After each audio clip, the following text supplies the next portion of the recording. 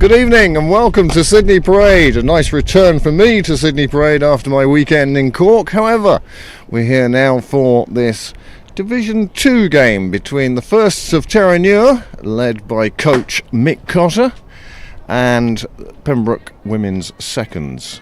Their umpire today, Graham Mooney.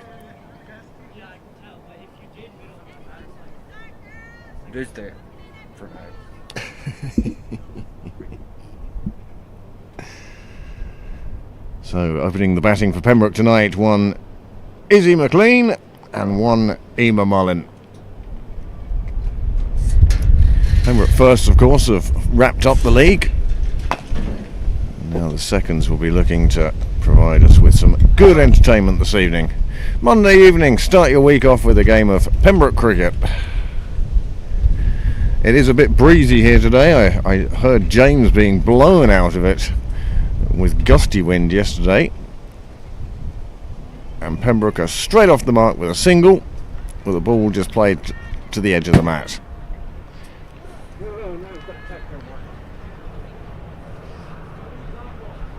don't see anything on the board yet, so before I get the... Oh, I didn't plug it in. You didn't plug it in? Oh, I did plug it in the thing in the wall. Not in the wall, but hanging. Played away on the offside, it gets through a gap, down towards third, comes up to fetch it, and they will take one, and Emma Mullin calls for a second, and she gets there on the throw. 2 runs to Emma Mullin, she's off the mark.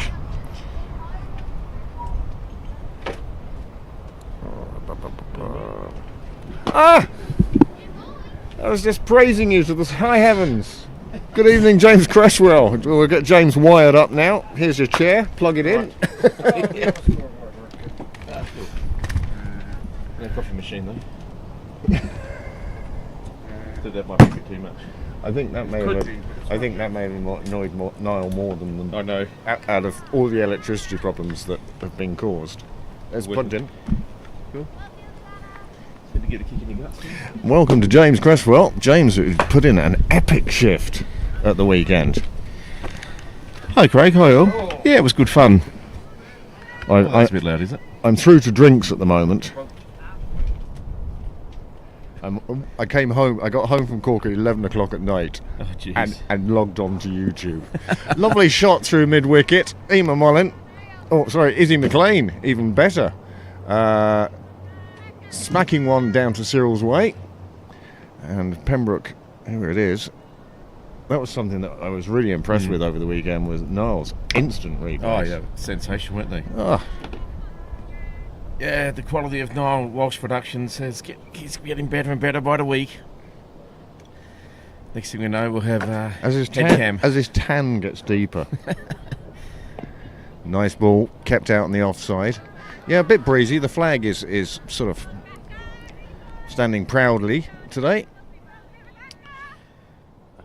Yeah, we had a lot of breeze over the weekend as well. Yeah, I heard your gusts. Yeah, geez. Paper going. I put all these printouts of stats and stuff. Yeah. You'd actually done some research for the game and everything. Yeah, I thought I'd have better something to talk about. Yeah.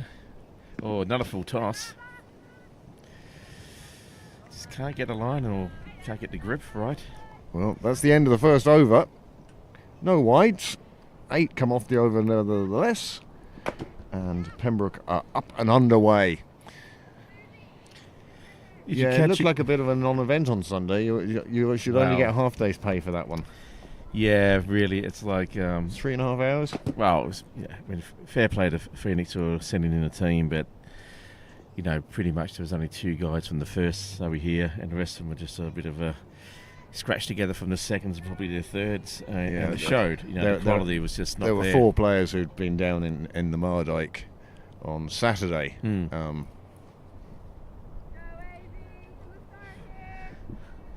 Right. So they a lot of guys, and in fact I believe a lot of the guys were sitting down here on the wall with the cup. Yeah, they came with the cup to show it off, and that was probably give a bit of inspiration. But I think to the Pembroke side. Yeah.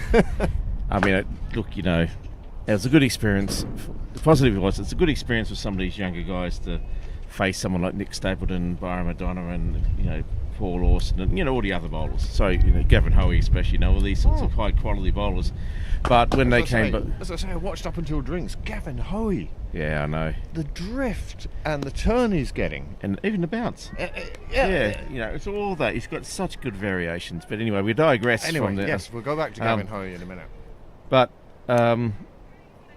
you could just tell, like they had, I probably made a few comments about it, but one of their opening bowlers came in bowling really short, and it was like so slow compared to what they're used to that they almost went through the shots too quick. These bounces. And it's like, well, until you can get some speed, mate, you don't do chin music at this level. Yeah. And, JJ Garth and just hit him away. Yeah. Thanks for that. Appreciate it, It's almost just sitting up for people like JJ Garth. Yeah, Dermot Tuck was just going, thank you very much, whack, Yeah. Yeah. Anyway, Tim Tatter got himself out. He reached for a really wide one. Got on the bit on it, but it's just enough to pop it up, to get caught at sort of point and coverage. And you're spoiling the story. I haven't seen this bit yet. Oh, okay, right. Sorry. As I say, I'm up to drinks in the first innings. Well, then you sort of see the collapse afterwards. Yeah. But I do know that it was 34 overs. Yeah. So, but as I say, I was mesmerised in the overs after drinks by Gavin Hoey. Oh, look, it was amazing watching the ball and what he was doing to it. It was almost he needed the first team players to be playing to be able to get an edge on some of those. Yeah, for sure. And I thought Byron bowled particularly well opening the bowling. Yeah, he's got some sting, that's for sure. Both he and Nick Stapleton coming in, both got great pace, and Nick especially, the way he moves that ball into the batter, and then has a straight one, and then has, just like, man. He gets one that just drifts away. Yeah. He has one that goes straight on, and he has one that can turn right. Yeah, I know. Occasionally just to bamboozle everyone. And all I can say is when I watch his bowl is like, thank God I'm not in the middle. Well, I actually thought the other side of it, and how before the season's out, I would absolutely love to be on a grass wicket and face Nick Stapleton for an over and face Gavin Hoey for an over, just to show myself how utterly useless I really am. Well, I'd say you'd want to put on 2 sets of pads and a couple of boxes, and the keeper's pads would be under the normal pads. All that sort of stuff. The silver fox's box will be over my box. You go out there and look at the Michelin Man for the padding, I don't want to hit, I'm not saying I'm going to take them to the gardens or anything like that, or even survive. It's sort of like Piers Morgan being bowled at by Brett Lee. Yeah, right, okay, just the... but I wouldn't mind just to see what it is like facing... Now, you also trust Nick not to drop one in short. You wouldn't want to annoy him beforehand. No, or put him in the gardens, because you know the next one. Well, yeah. Well, I'll be definitely wearing my browns, I can tell you that much. It was facing those two. Coloured gear, definitely. I mean, in Gavin Hoey, would just make you look silly, I think. Well, I don't need Gavin Hoey to make me look silly. No, but anyway, we're back to the game at hand, where Pembroke are chipping away nicely here. Into the third over now. 13 on the board. Just that one boundary so far, though. Yeah. Terenure have been tidy enough, and there's been 5 extras. They've actually been fielding quite well too in the last sort of over, just been watching. We probably have from the start, but since I've been here, the fielding's been quite good. And what I like here is that the field is quite tight. Well, yeah, you were saying the same about the Pembroke field yesterday. Yeah. You were absolutely spot on there. That they were really on cutting off the single, not edge of the ring. You know how much of a bugbear that is of ours. Well, and Graham. Yeah. But it was interesting watching that a visiting side. Like Phoenix had all their guys right on the ring. A couple of them moving a bit, but it was just enough to, with soft hands, drop it at your feet and get a single. Yeah, there's just too much room inside. There is the Pembroke bench. They seem in good form anyway, and why wouldn't they be? Bit of gust of wind just coming across the ground now, just enough to tear the flag off the flagpole just about, but play a bit of havoc with the bowling maybe.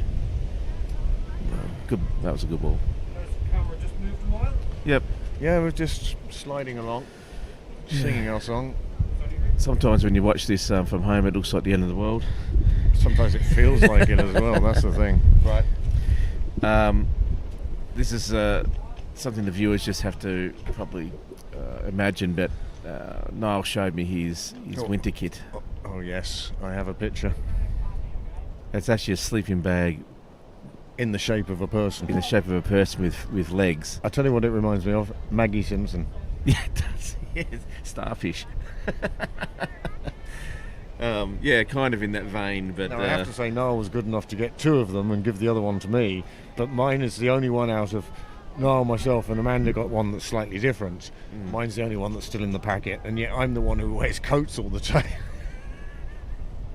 but tell you what, if I see one out there in the In the middle aisle. marketplace, I'll be getting one. Yep.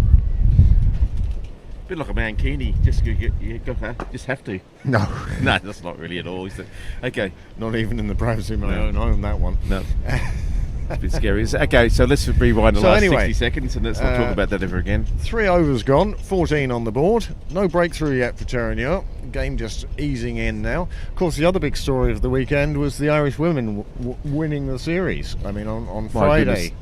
Have you watched the game? I haven't. Okay, I won't say it for you, but boy, All a Century was meant to be very, very good. I watched that, and it was incredible. It was like one of those ones where as you watch, your last sort of 15 overs or 20 overs even, it was a bit like, not really a hope here. They've been sort of outclassed, but they'll, hold their head up high.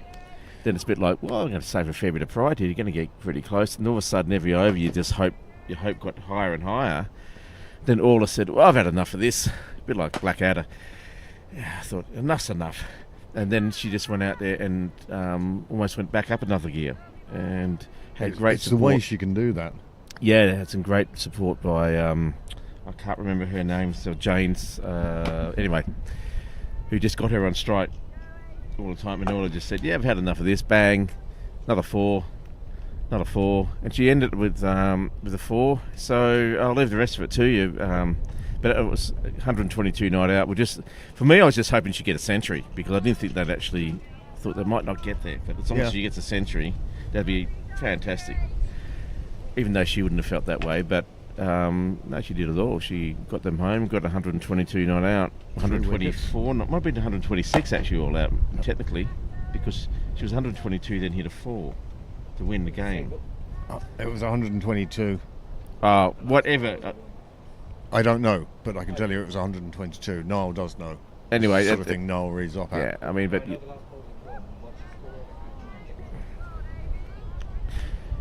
either way, I do like these women games because it's the only time you get texts from the umpires. right, okay. I think this is a bit.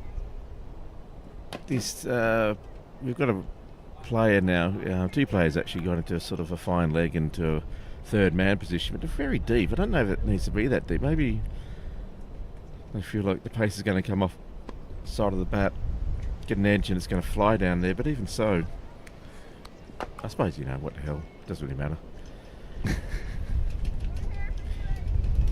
It's probably better off actually having a bit of time to get to the ball than it scoot past you, catch you by surprise, and goes to the boundary.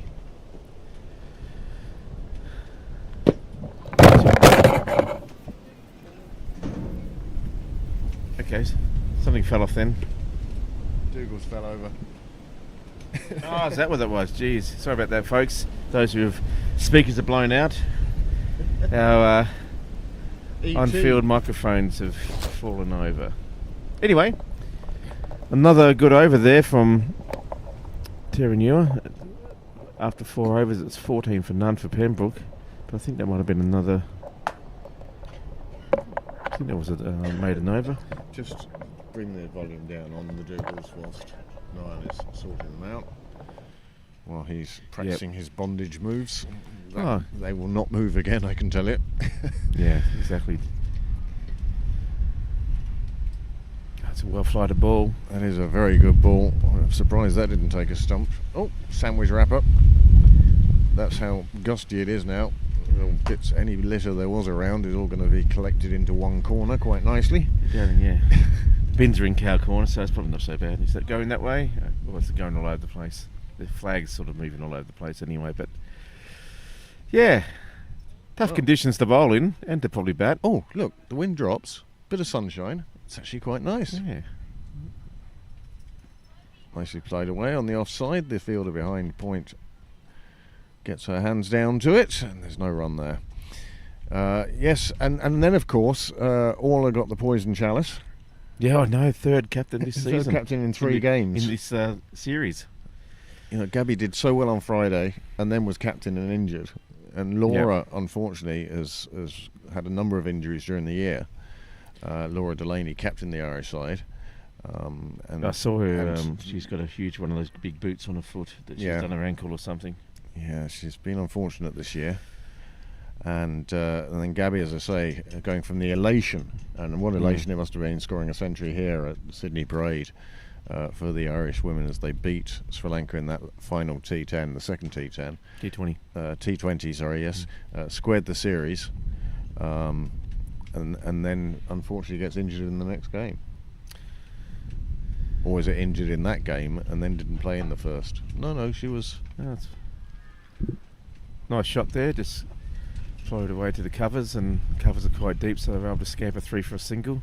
The one I was very pleased with her performance was Leah Paul. Now, as you know, I've been doing a lot of Super Series this year, and I'm extremely grateful to Cricket Island for that opportunity. But I've spent a lot of time watching the girls this year, and you can just see the difference between Leah Paul at the start of the season and what I knew of her before, which wasn't as much as I do now. But watching her, first of all, she has the advantage of being the only left-hander apparently in the country. You don't see too many of them around in women's cricket. No. But she seems to have, and I think personally, the way I read it as an outsider who has no input or no knowledge, but from as that outside view, I think that the coaching team have given her a specific role. Okay. And this is now your job. And before, Leah was used as an opener and in the middle order, used as a left-arm bowler. And I think now there's a sort of list of priorities. This is what you are. You know, nobody is an all-rounder. You're either a batting all-rounder, a bowling all-rounder, or a keeper who can bat. Yeah, right. You know, Amy Hunter is an all-rounder. Orla Prendergast is an all-rounder. Yeah. Laura Delaney is an all-rounder. You know, so you've got plenty of options there. But I was delighted for them. Well, I mean, you'll see that the knock. It goes to show how important the Sri Lankan captain is. Sorry, I'm going to stop talking over you now. That's okay, mate. No, I was just going to say, I haven't watched it in full. I've just watched little bits of highlights because obviously I was commentating on the game down here. But the last partnership between Leah Paul and Rebecca Sokol was huge. Yeah. And Rebecca Stokel's another one now who has grown into a role. I tell you, if that team stick together, and they're more likely to now that there are contracts. Yeah. But if that team stick together now for the next 5 years, the next World Cup, I would say Ireland would shock a lot of teams out there. Well, it might not be up to the Australian standard or even the English standard. Oh, good shot. So that's punched down the ground. Straight over the bowler's head. It's going to go all the way, I think. It's signal 4. Yep. No, I think you're right, because it's interesting actually hearing the post-match interviews with Gabby Lewis and Orla Prendergast basically saying the same thing. You know, they've over the last year and a half, or maybe 2 years max, they've actually gelled as a team. They're finding their positions and cementing them in, and now they're becoming this very strong and confident team that is just going from strength to strength. Because when you first saw Sri Lanka here, you thought, well, a lot of people I talked to thought, they're probably about 50% better than Ireland.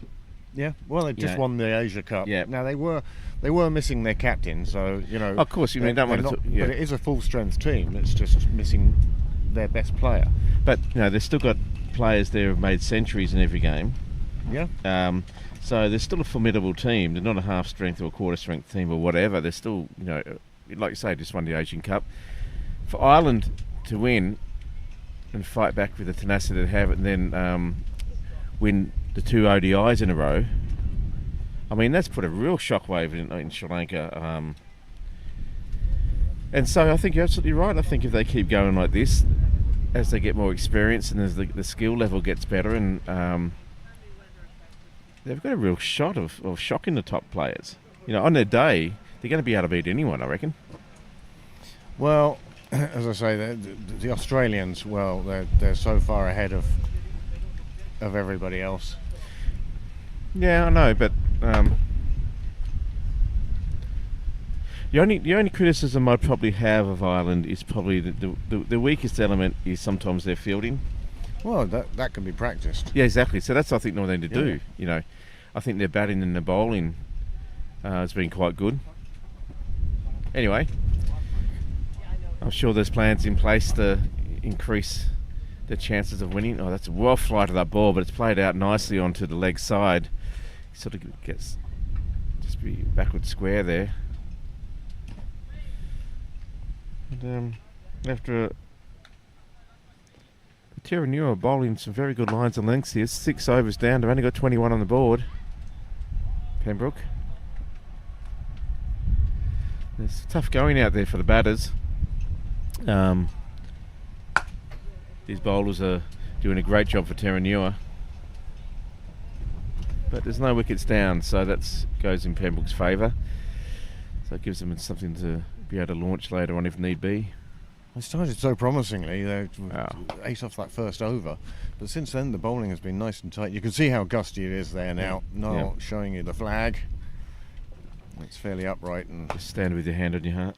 Yeah. Hat off. Yeah.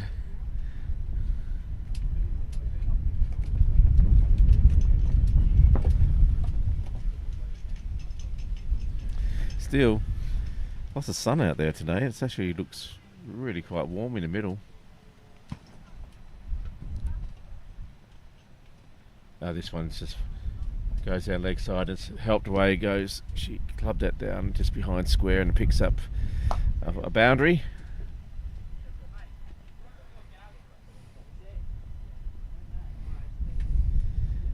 Seen off the opening bowlers, and now Pembroke could be hoping that they can increase this run rate.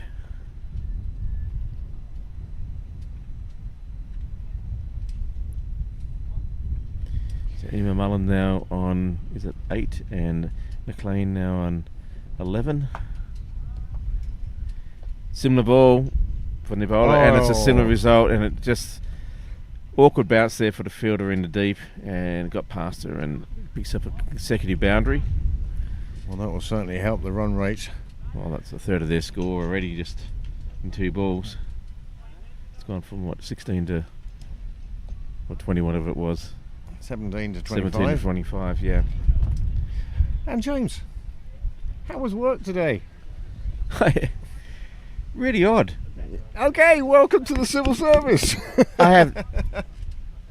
I found out today that I'm working for procurement for the HR. Yeah. Oh, sorry. Well, it is HR, but it's people and culture. Is the new it's the goal. label? No, that's what they call HR. All right. Yeah. But I have no idea. I met my supervisor. Amanda, James's first day today. Oh, it's a high one. It should be a no ball, and it's called a no ball, and it's clubbed out there to the same position into deep square. Picks up a single. So it's 10 off the over so far. Good over for Pembroke. No, it was interesting because I have no idea what I'm doing still. I mean, obviously there's processes that are pretty much universal in the procurement, like the tender process for big projects and that one is misfielded. Play it mid off. Will run away, and it gets through the boundary. Yeah, so that's 4 more runs to Pembroke, 4 more runs to Mullen. She'll move on to, I think 17. Yes, she does. All of a sudden they're up to 36. And there was me worrying about the run rate. So yeah, I spoke to my supervisor today, and got all the usual thing. Laptop got logged in.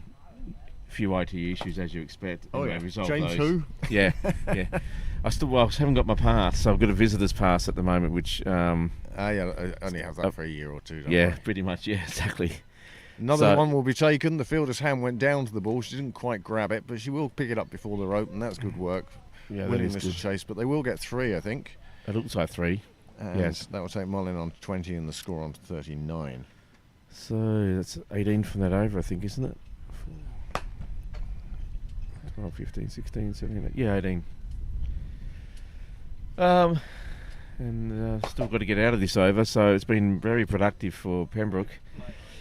Just can't get a line right, this bowler, at the moment. That's a better ball. And they finish with a dot ball, and that's quite sensible.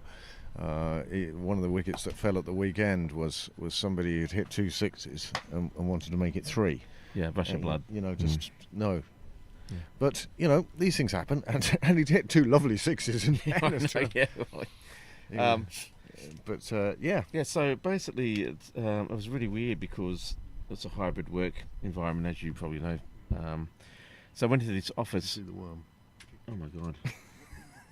That's like put a rocket underneath it and it's gone stratospheric. No. Yeah. Any chance of putting a worm out in a minute? Yeah, but Blake learns how to use his phone. Oh, God.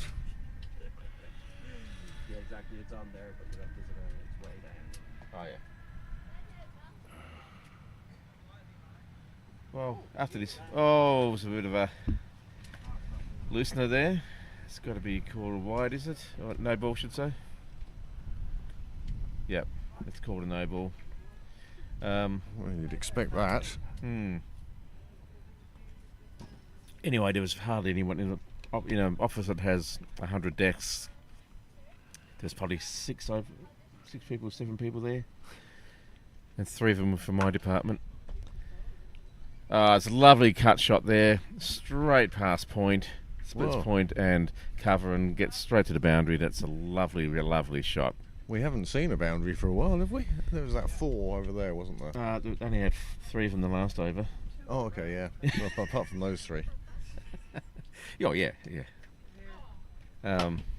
So the run rate's really increased now for Pembroke. They've taken advantage of this bowling. Well, it's a better ball, but it just drifts a bit down the leg. Just can't. Looking for the Yorker there possibly, but just too much into it and struggling to get the radar right. No, it's so my supervisor said that she's only been there since October, and for the first couple of weeks, almost the first month, she didn't do anything. She just read and read and read. There's so many circulars and this. Oh, beautiful! That's delivery. The ball she wanted. Sorry, folks. Prendergast with the breakthrough. She scored. Izzy McLean is on her way as a result of S. Prendergast bowling a lovely Yorker right in on middle stump, and look at the big smile on her face. Delighted with that wicket, and deservedly so. Cousin? Relative? I do not know. Sarah Prendergast. Let's be honest, it's not that many around. It's not a unique name. Yeah, no, but and here is the replay, James. This was what she was trying to do the last ball, I think, but she got it right this time. That was a lovely Yorker, dipped on her late, swung in, brutal ball, and well done. Makes a breakthrough for a team. A much needed breakthrough. Worm.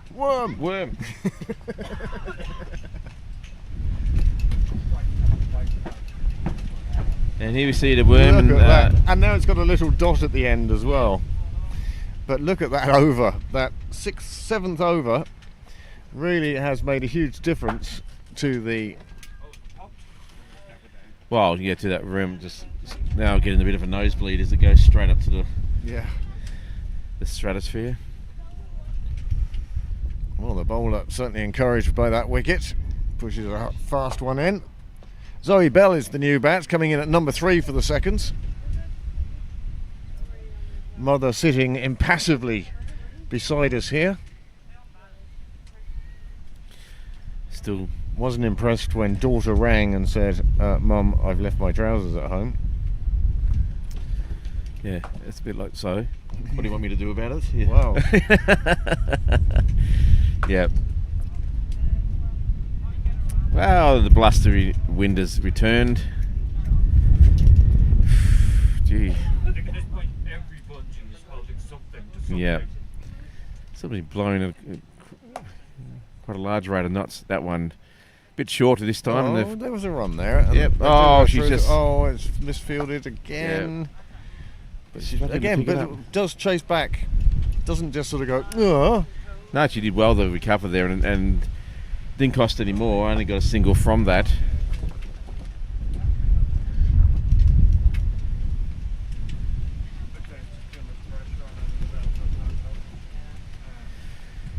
Oh, some of the production staff are trying desperately not to have the gazebo here take off.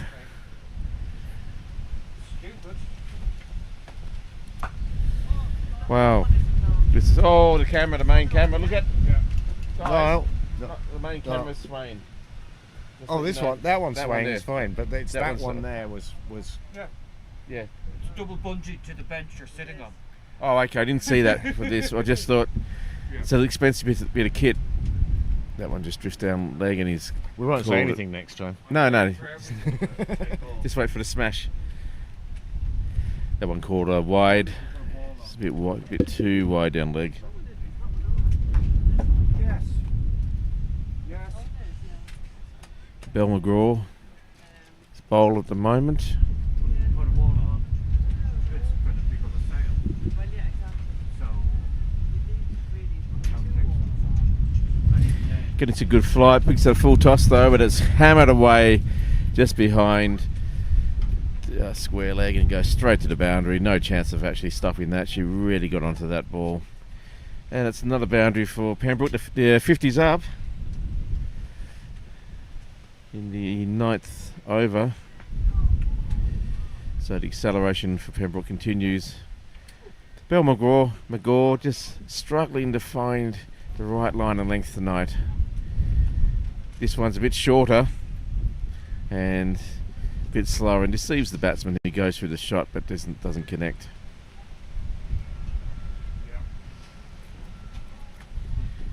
Zoe Bell on strike at the moment, wasting no time. She's 5 from 5.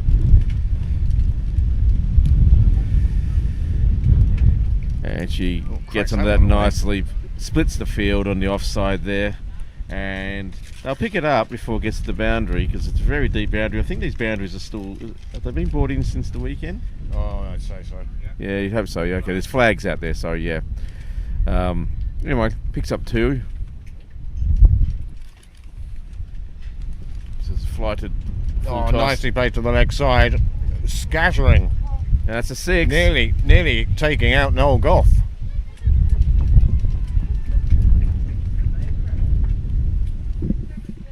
but all you're going to see is... Yeah, big full toss there and she makes no mistake. Well, that's bread and butter now to Zoe. She feels a lot more confident playing on the twos. Not overconfident, but she feels more assured That's a better ball playing on actually. the twos. Where she's a bit nervous on the first at the moment. As she said herself, she spent years idolising these players on the first, and suddenly she's playing with them. That's intimidating. Yeah, it is. They say never meet your heroes. Down on one knee. He'll go through for the bite. You can see Mick Cotter's got his hand out, and now he's got his hand up.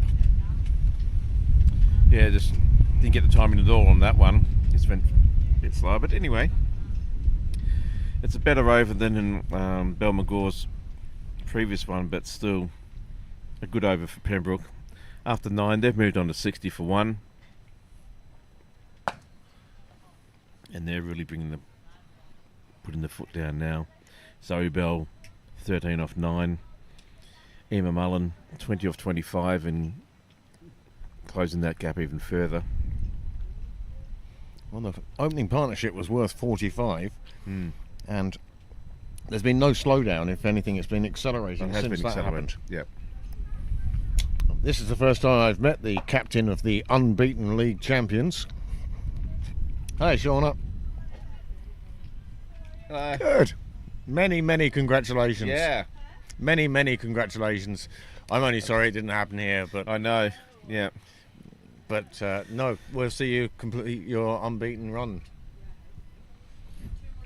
Yep. Yeah, 2 more victories. We can smell it. One away and one home.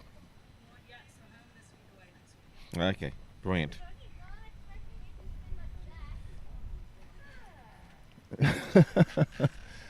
This one just full toss down leg and beats the keeper.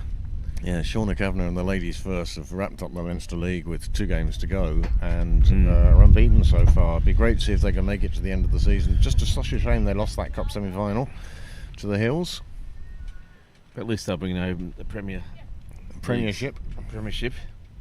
Well, the Firsts are in second place at the moment as well, after yesterday's results. Yes, yeah.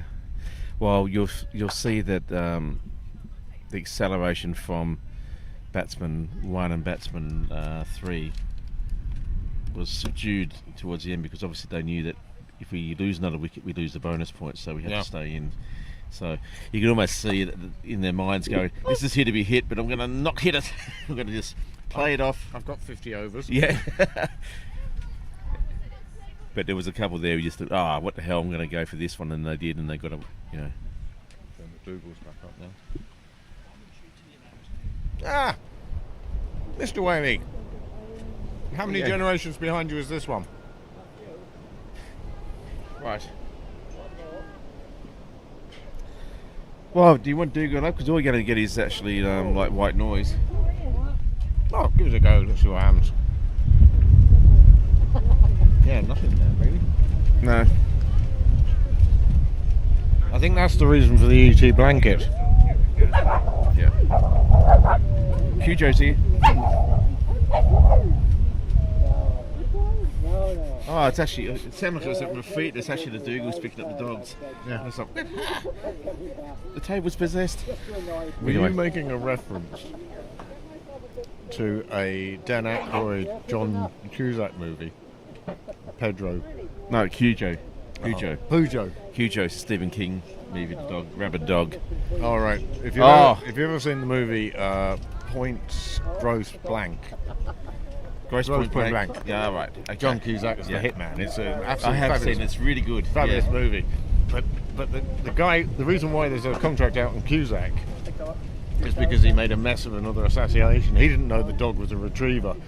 So then the guy threw dynamite into the river or into the lake, and that was the name of the dog. Yeah. And Dan Aykroyd is brilliant at sort of slagging John Cusack off. Pooch killer. Anyway, another quick single there, called through briskly by Zoe Bell. And if anybody is watching and hasn't seen that movie, it's a good. And I love the music in it as well. Yeah, book yourself 2.5 hours on a slow afternoon and stick it on and have a bit of a giggle. Either that or put on the Fifth's last game. Yeah. No, I'll probably get the Gross Point Blank, really. Yeah, we can open the other one too. Well, that's just living on the edge, isn't it? Yeah. It's just going crazy. Anyway, folks. Prendergast now with 2 overs done, 1 for 8. Pembroke easing along, really. 65 at the halfway mark. Shall we pick a final figure now? It's picked up nicely. She gets around the corner on the leg side. Sort of just picks up the single, but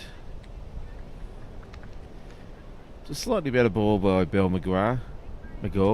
Sorry, Rosa. Okay. But it is hard to bowl in this wind and keep your line and length, no doubt. Yeah. This one, again, just tried to play the same shot away to behind square, but goes through to the keeper.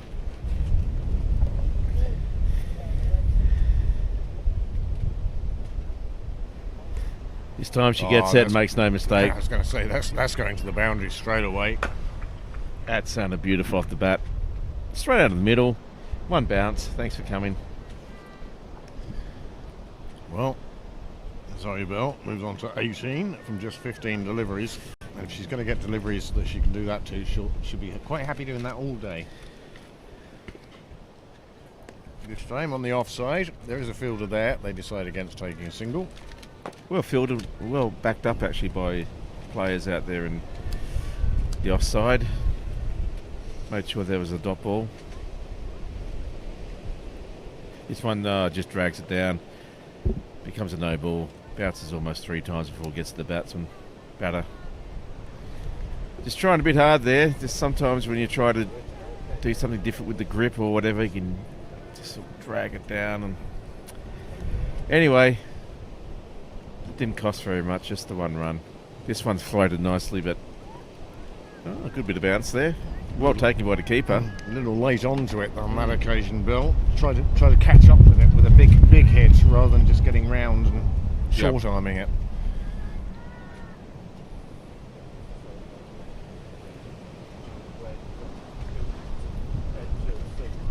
Oh, went for the big drive on the cover drive there, but just played over that ball, which flighted beautifully in the end. Tell you what, it'd be pretty hard to catch a ball today, I reckon. If there's one skied. If there's one skied, I'm not blaming anybody. No, for putting one down, this would be really tough to. You know, have to do a bit of dancing. God, look at the flagpole going. Yeah, I know. I think our windiest stream ever has a rival. This is the windiest I've seen it this year for sure. We haven't got the table on the foot yet. We do slightly. No, it's missing, I think. Yeah, but it's in the gap. Yeah, but it's still not on. This one just played out leg side, past mid wicket. You're going to pick up 2. Good arm, gets it in. Still waiting for something to take off. Just noticed that the fielders here have all taken a few steps back. Wow. Now that they're connecting it well, I think that's probably not a bad idea. This is one of those occasions when sitting on the ring is the right thing to do. Yep. Oh, that was a good ball, but it's played away nicely on the leg side. Nick Cotter just strolling out of the way. It was nothing more than that. Just pick up single. It's 74 for 1.2. You only have to ask, Shauna.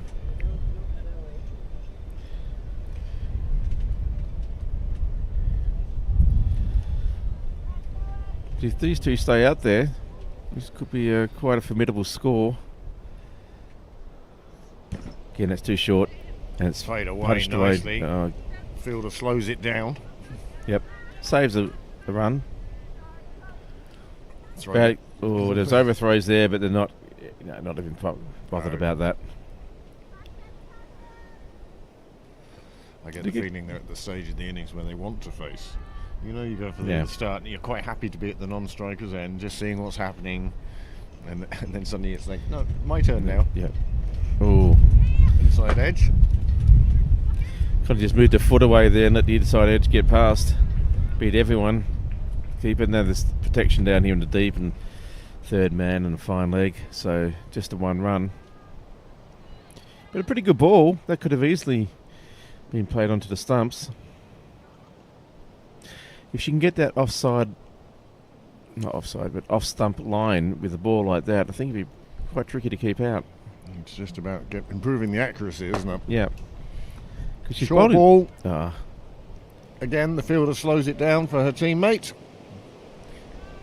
They think about 2, but they decided no, just quite right. And it's good arm. But I'm not quite sure who that player is. Who's down here at sort of third man, but she's got a very good arm, number 38. We could text Mick Cotter and find out. Yeah, we could. Oh, it's full toss. And Zoe turns on that one, and the fielder actually stops it this time, does a super job. And her own arm isn't too bad, so I don't know why she keeps feeling that she needs to let it go to the other girl. I actually think these two should swap over. I think that long leg and third man should swap. Anyway, that wasn't a no ball. Thought it might have been high enough to be a no ball, but deemed to be acceptable. So after 12, Pembroke seconds are 78 for 1. You can see how long the shadows are starting to get now. If they're to get this game completed in the available daylight, they need to get on a bit. Yeah.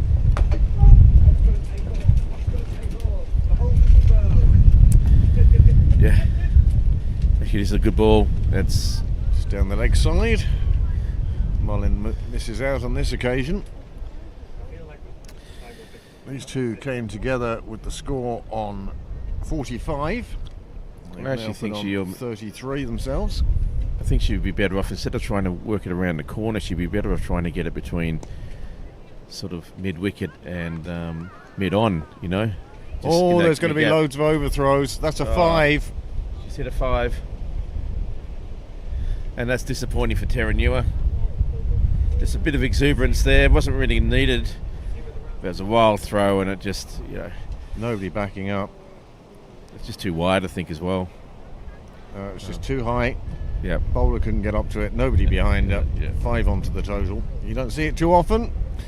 But by God, it annoys you as a bowler when it happens. I was only going for 7 and over until that one. Yeah.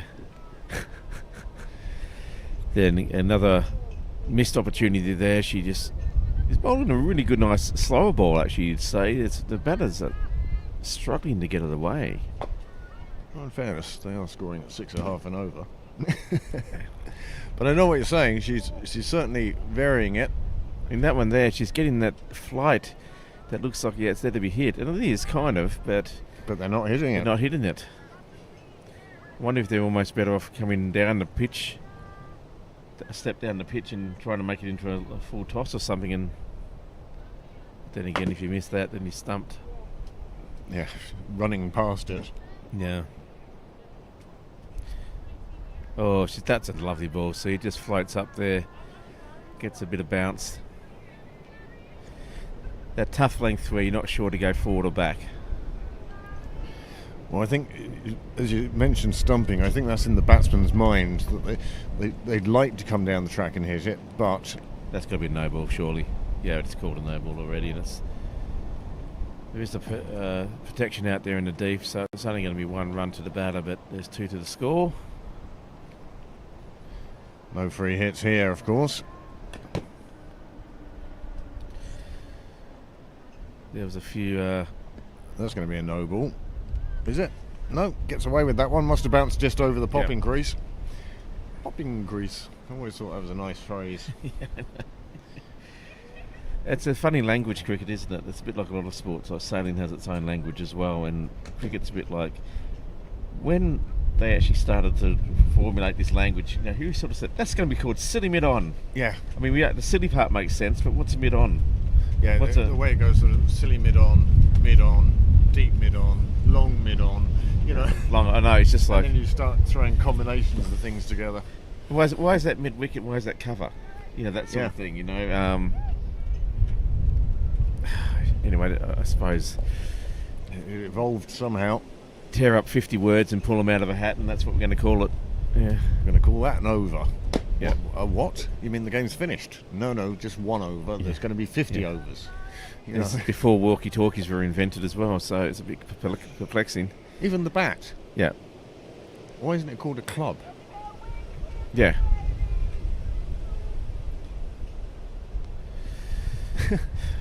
And stumps and wickets and bails. I mean, a bail's kind of a big thing of hay. Yeah. Not something balanced on top. Yeah, delicately. Oh, well fielded there. Well backed up, actually. Just played away to the cover region. No run. And can you imagine playing with just 2 stumps? Oh, yeah. And the ball going through the middle. Whatever the balls are made out of, you know. And why stop at 3? Why not have 4? Or a whole line of bails, stumps. Yeah. These are the age-old questions. It's amazing how the game does evolve, that it doesn't go off on a different path altogether. As you say, I mean... I'm waiting for the day that someone puts actually like railway tracks at each end so the stumps can move, just to deceive everyone. Takes the LBW out of the game, sure, but you know, it could be a bit of fun. Take a leg side guard. Why? What's the point? Anyway, that's... well, that's sort of like IPL now, isn't it? Yep. Why does anyone take guard? You're just going to dance down the track and try and lift it into the night sky anyway. Oh, I always thought, that's actually a good ball. Went down leg, but very acceptable in this format and making it difficult for the batters to get hold of it. Well, Pembroke should have been looking at a bigger score than they are. Yeah, I thought they're going to get 140 odd. They might not get there at the moment. Now, that having been said, there could be a wholesale acceleration coming. We don't know. Well, we know we've got two bowlers. The two openers have got a few left in the shed, I think. But the change bowler, this bowler's done very well. Yeah, I'm impressed by her. She's making it tough to get away. I'm impressed by the keeper too. He's standing up and making sure that no one's Taking sneaky runs and Yep. dancing down the wicket. Anyway, after 14, it's 87 for 1. I think the two in the middle there, we're thinking, okay, someone's good. Not that we're not going for it, but we've got to find a way to get these runs. Take a bit more risk. Yeah, so a few double-barreled names today. That was Twyford Mulligan.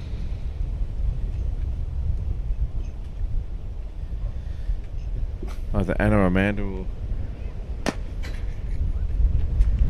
that could be anything. That could be Weaver. Aveen. Aveen, maybe. Yep. I'm going with Aveen there. Aveen Twyford Mulligan. And now we have Rosabelle Meagor into her 5th over. She's been a little bit expensive, certainly more expensive than she would have wanted. And after seeing that first delivery, you'd think, how has she gone for that many? Yeah. Well, I might be getting close enough to the time we need to put on another layer, James. Keep your eye on it. Again. That's on ball. She's been effective. She's been effective these last over or two. She's really... Her first 2 overs are expensive, but this time she's not been too brutal.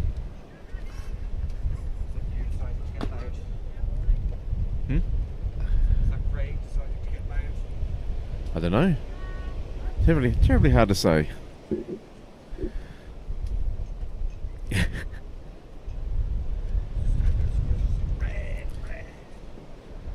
We do it while you're in there just for the laugh. Yeah, exactly. How quickly can we get... You for a while. This one should be a wide. Yeah, it is called a wide. Probably maybe even a no ball. And it gets past the keeper. They're going to come back for 2. 2 wides there. Well, James, your commentator's curse strikes again. Just after you've been bigging up the wicketkeeper. She lets one through. She lets one through.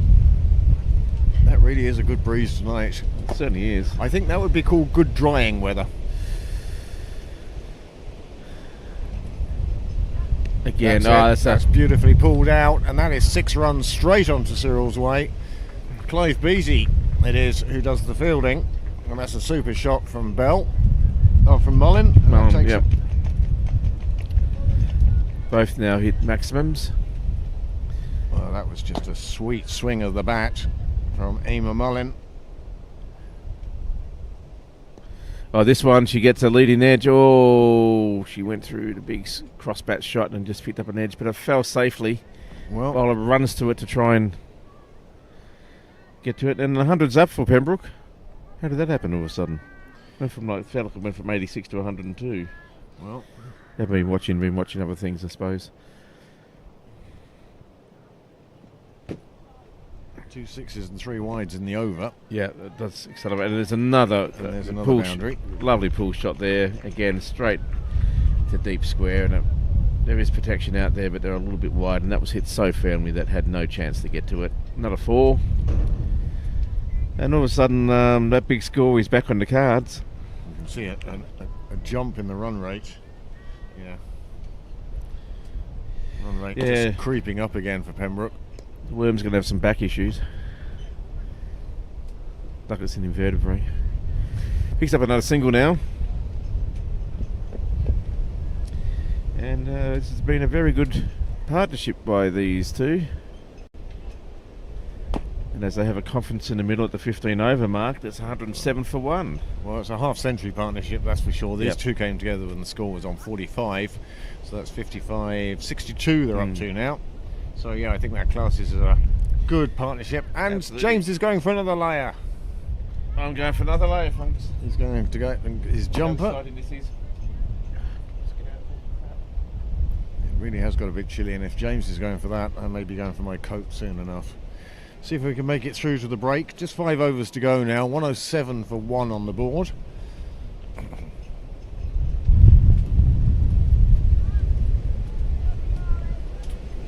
Mullin batting above 100. She's on 49 at the moment, just 1 run short of good half century.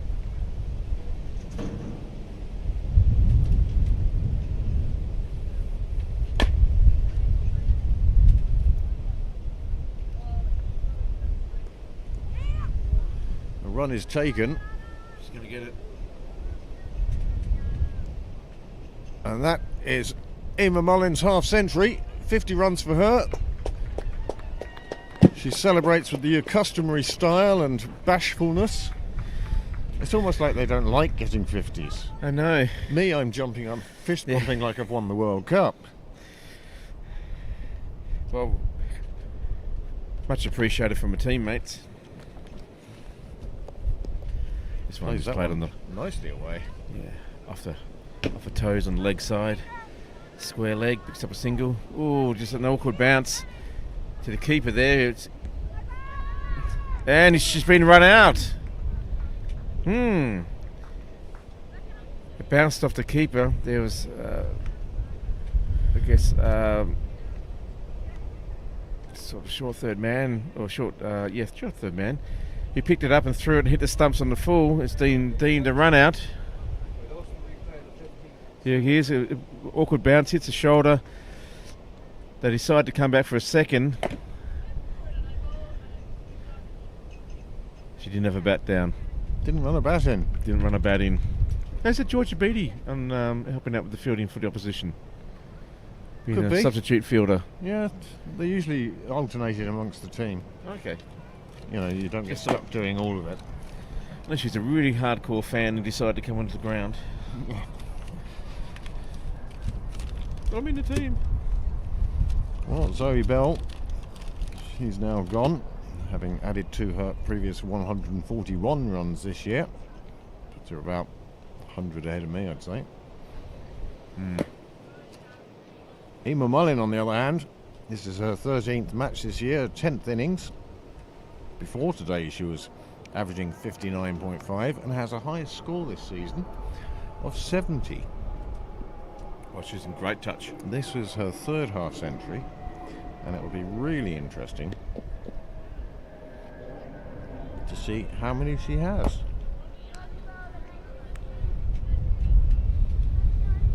Well, she's obviously got a few, because when you're that subdued celebrating a half century, you know they've scored a few.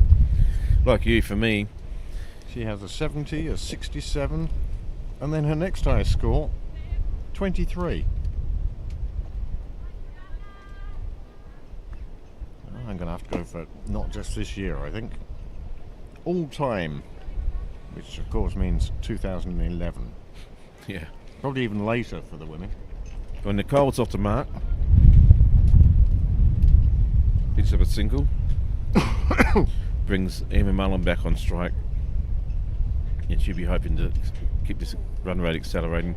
Goes for the big swing off on the offside, misses it.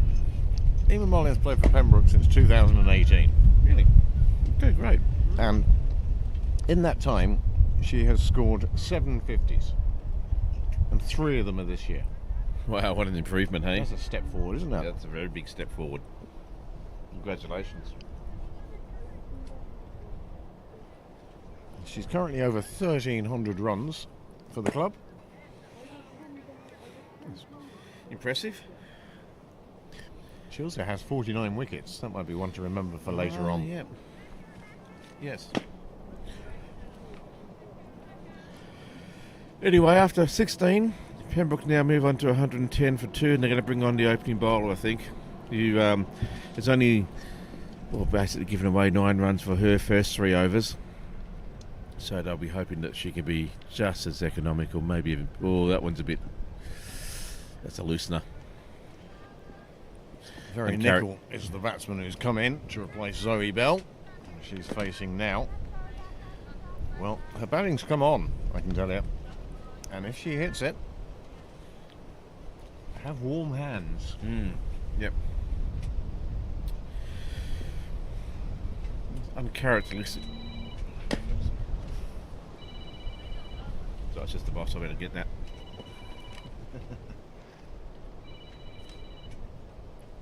Hey, just give me a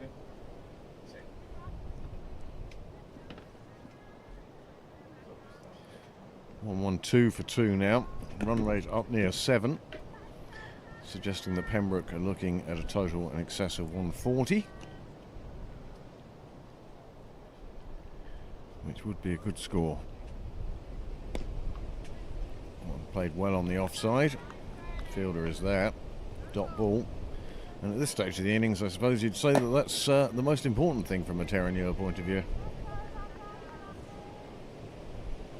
The wind really gusting in this evening.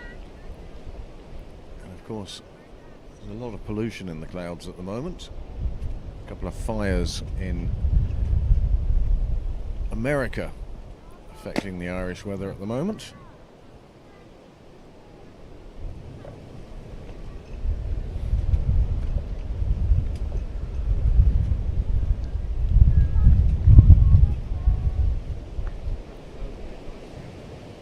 No?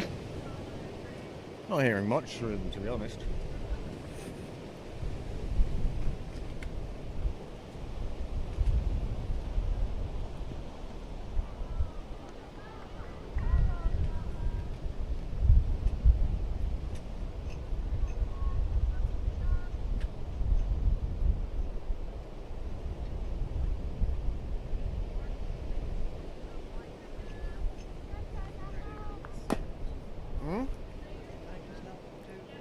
I don't think I can hear anything through the doogles at the moment. Just a rush pouring wind.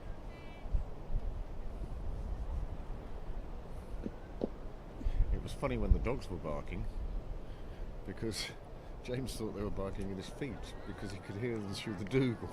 It was like, The savage hound yes, is Miley. Miley Halpin.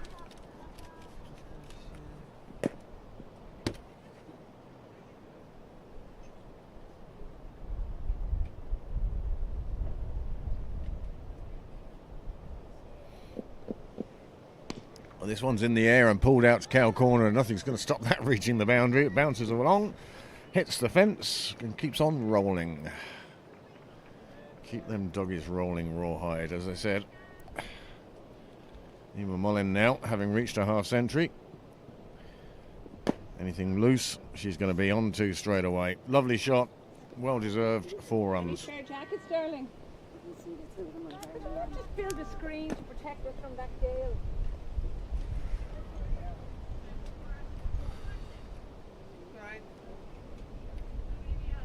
Another big shot down the ground. There is somebody underneath it looking for the catch. It just gets through her fingers and it runs away to the boundary, and that'll be 4 runs. A good effort though. Difficult one to take, and as James was saying earlier, with this breeze here, you just wouldn't blame anybody at putting down catches. Gets a little bit underneath it. It does come out.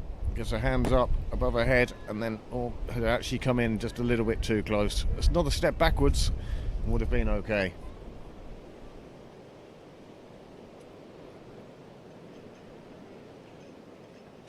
Well, just 3 overs remain. I haven't seen too many fireworks this evening. Even 58. 58 off 51.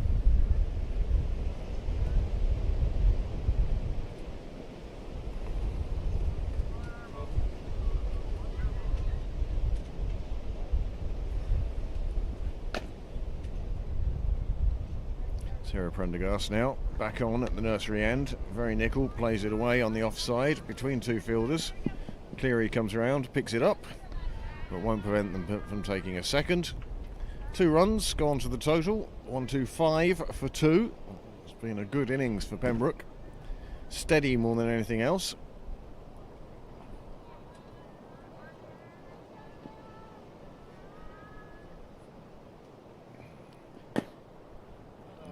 breezy weather means that in 2 and a bit overtimes I'll be heading off to my car to go and get another coat.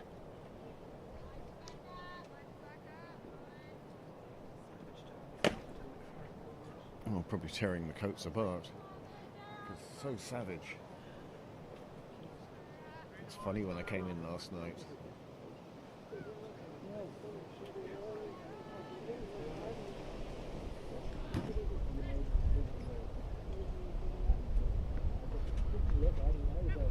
Super delivery.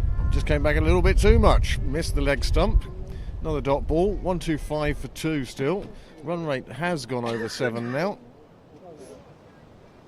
Now Pembroke would love to add 25 runs with these remaining 16 deliveries.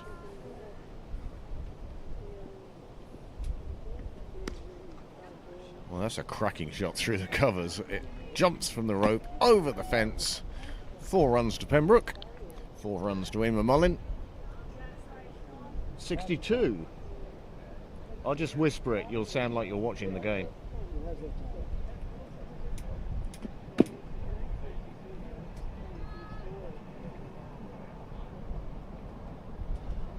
Well, this is turning into another good over for Pembroke. 8 off the first 3 balls.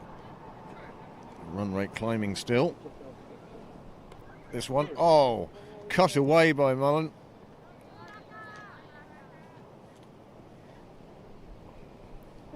Well, you've missed it all, James. I've never seen such a thing on a cricket field before. Yeah, absolutely amazing. Right, we're back, folks. Sorry about that.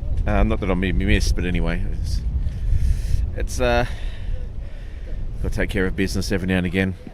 This time it's a half-hearted appeal, crashes in the pads, and sort of, not even quarter-hearted. Inquiry, wasn't it?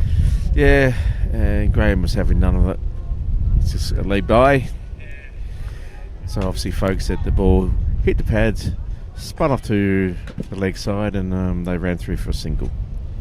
Not that you can't see that, but anyway, just in case for the visually impaired. There's our live chat today. You said you couldn't see it yesterday. Oh yeah, I just had. And there was I sending you all sorts of messages. Yeah. No, I was using my phone just to look up stats on them and other things going on and stuff. Yeah. I can't read. I'm from Australia. Well, See, I have Jim from outside Philadelphia in touch again today. Yes, Cork was a great time, Jim. Hope you're Welcome, still Jim. with us. We've only just opened up the live chat, to be honest with you. yeah, sorry about that. It's a little bit of disarray for me. Yeah, like you, Jim, I'll be saving up a few of these games and re-watching them over the winter. Yes. On mute. On mute, yeah. Mind you, I have to say how much I enjoyed watching yesterday's game last night when I did get back from Cork. I just had that wasn't on mute, I can tell you. Prendiger. Oh, opening bowler there. I'm just waiting for her name to come up again. Sorry, just escapes at the moment. Good start to her over. Cleary, thank you. Oh, I can hear the wind now. I can't hear them, no. The ET effect is working. Yeah.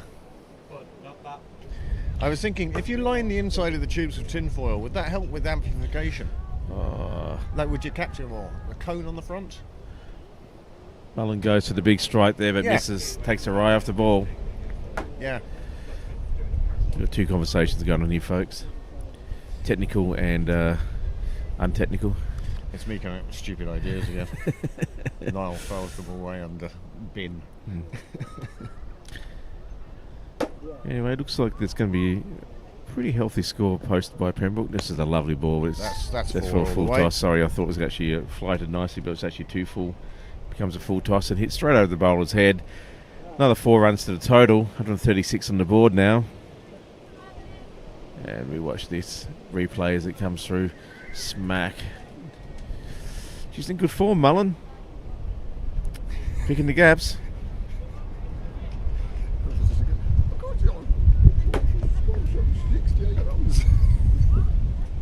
In a sort of Bill Lorry, Tony Gregg sort of way. Very silly shot. Feels like his team's in trouble, me. Oh, it's full toss. It's got to be. It's got to be. Oh, how is that not giving us a no ball? But anyway, probably because it went for 4. I think it was dropping so severely. Possibly. Anyway, she picks up 4 runs for it. Here's the replay. So she's getting runs at will at the moment. No, that's... I don't think that was dropping. Anyway, Graham Mooney, the umpire, is deemed that it's not no ball. Maybe Mick Cotter did the same thing. Anyway, another 4 into the total. 140's up. I think Pembroke would be absolutely delighted to be at 140 with still an over and a bit to go. It's going to be 140. Yeah, this one's called no ball. 145 now. Well, the score just rattling along now. We'll have to have a look at those cards and the worm between the innings.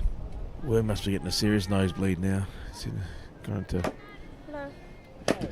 How are you?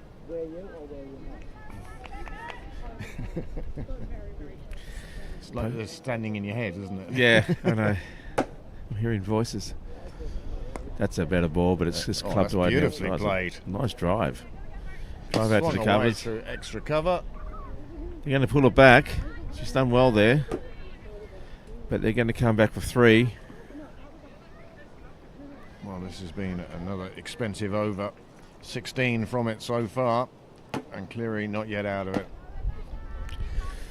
Rebecca Cleary, well, she started really well. she's still only at 7 and over, which I think is about what the run rate is. So Yeah.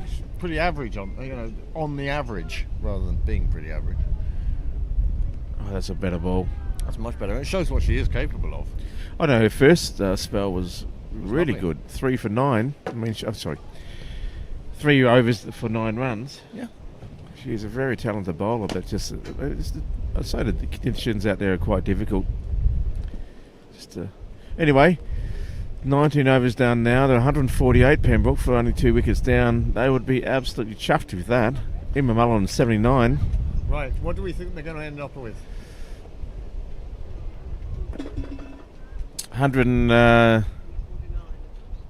149 on the board, 148 on the screen. We'll take the screen as being the definitive score. But what do you think they'll end up with? 162. Okay, 155. Anyway, you could be right. That was a dot ball. I think the scoreboard gave that one, wasn't it? On the that's the extra. Oh, they've got strobe lighting on at the club at the moment. I just thought it make it a bit of athletic. You could be right. Maybe 155 might even be optimistic. It's a good fine over. It's amazing, isn't it? We can predict the score from 20 overs out, but ask us to do it from 6 balls out, we're useless. Well, the way Emma Mullen was hitting the ball in that last over, I thought, oh yeah, she'll get another 12 runs, no problem. Couple of boundaries. This one gets past the keeper. Cleary They'll pick up one. does the fielding. Well, it's a good. So far, it's been a good last over there from the Terror. If you listen to From it, Prendergast. it does sound like it's Heatley singing it, but I can assure you it's not. 150 will be a fine total for Pembroke to have reached, and they'll reach it with that ball.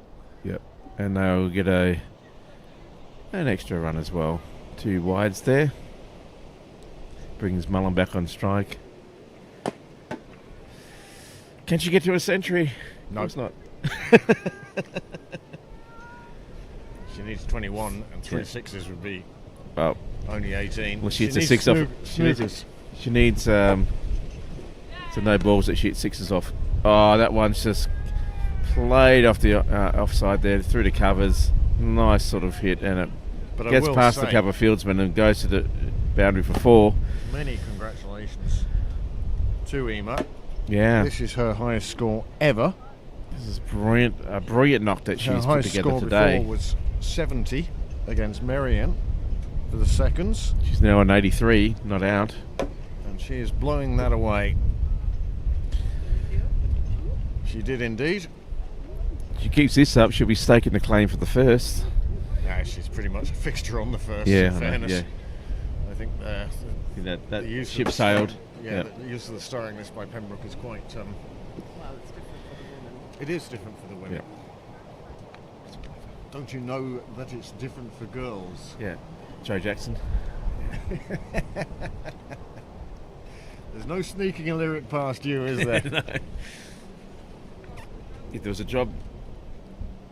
Oh, they're doing some gardening down there as well. A bit of excavation. And there you go. There we go. Denise has found the ball. Woman of many talents. Denise, ball finder. Yeah.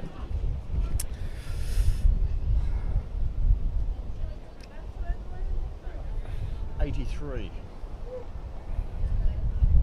Shauna, 83. Oh, this one sprayed down the leg side and probably should have been called a wide. That was very wide, but I think Graham's happy to just let that one go and not cause any fights. Graham's ready to go back to the dressing rooms and find another coach. Yep. So, one legal delivery left. What's Pembroke going to end up on? They can't get to the 162 that I put in. I don't think. Oh, can they? They trot through for a single, or for a leg by.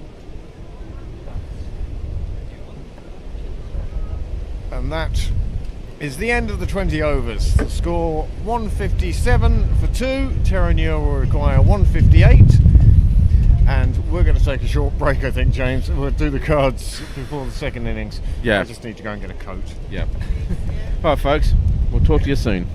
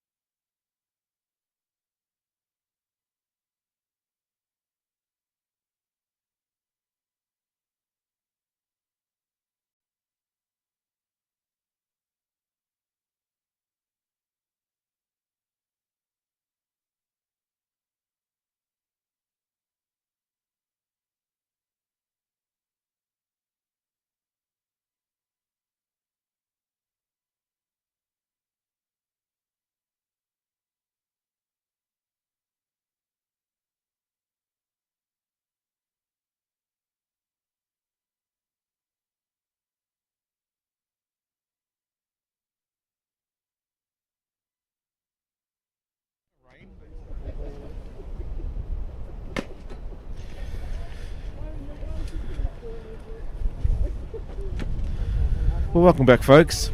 We're just about to start the run chase now. Pembroke are still having their conference out there in the outfield, while the Terenure batters are waiting patiently in the middle, and the umpires are looking at the conference going, what's going on? Guest speakers there, James. Yeah, I think one of the umpires needs to go give someone a tap on the shoulder and say, get on with it. Times are wasting.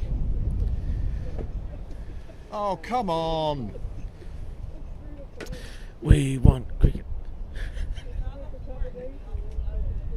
Anyway, whatever they're discussing, it can't be that important. They need to get on with the match, and I think someone needs to give them a rev up here. It's been a big enough gap between innings, but I'm sure there's something very vitally important being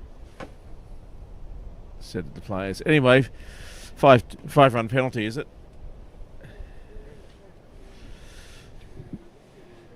The satellite going. You only got a certain amount of time on the satellite, haven't we? Yeah. So Terenure going into this innings. They need 158 from 20 overs. Nearly 8 and over to start. Well, look, let's just see how this innings goes. But let's just take note that 7.9 was what it was at the start. Yeah, we've got a seagull on the ground. It's good to see a bit of the avian life come back. There wasn't much on the weekend. Yeah. That's how many things I was looking to talk about. You know, the pigeons weren't even there. But we're back, and it looks like it's going to be Kimberley McDonald to open up from the nursery end. It's a very strong seconds team Pembroke have out today. I mean, when you think that just amongst the bowlers, you've got Kimberley McDonald, Zoe Bell, Very Nicol. They're 3 first-team bowlers, one of whom usually opens the innings, opens the bowling. Georgia Beattie, he's no slouch with the ball either. No, but talking about from first up, the starring list point of view. Now, I know that the women's starring is, it's a complete mystery to me, and long may it remain so. If I get to the stage where I start looking up those regs, please shoot me. Nice shot. Oh, and it gets past the fielder here, down in, backward point. 4 runs on the board. And Good start. will feel that they're way up on the run rate. Yeah, you'd be happy with that to start. First ball.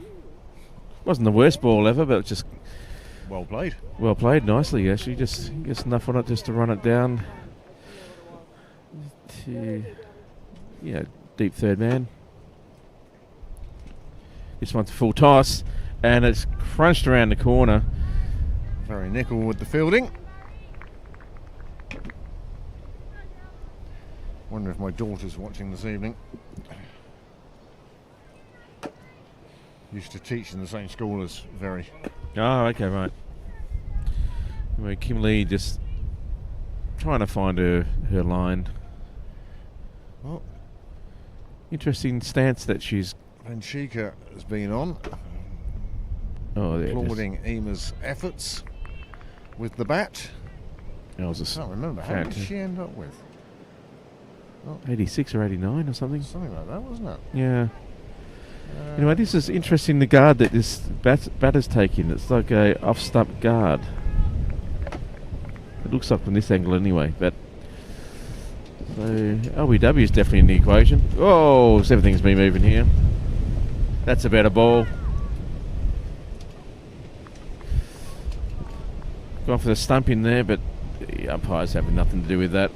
It's almost too windy to have the bails on the way it's going. 83. 83 was it? I thought you got more. Anyway. 83 off 66. Fantastic knock. Really set it up for a team here. We've given them every chance to have a comprehensive win. If they can get a few early wickets, wow, it's going to make a pretty tall mountain to climb. Well, just looking at the scorecard, another thing in Pembroke's favour here is the fact that I think Terenure only have 10 players, and that's why Pembroke lent them a fielder. Oh, of course, yeah, they had a substitute fielder, so you're right. So, it's only 9 wickets required. Where are Terenure in the league? In the position, do you know? Or you're just testing me now. Just testing. Yeah. Menu. Kim Lee coming a lot better ball. The ball, it's getting the swing away from the batter. The batter actually gets onto that nicely and just cracks it through the covers. Straight to the boundary, 4 runs. Good over for Terenure there to pick up 10. 5th out of 8. And where's... Yep, okay, cool. And Pembroke's 5th out of 8 and Terenure's 8 out of 8. Okay.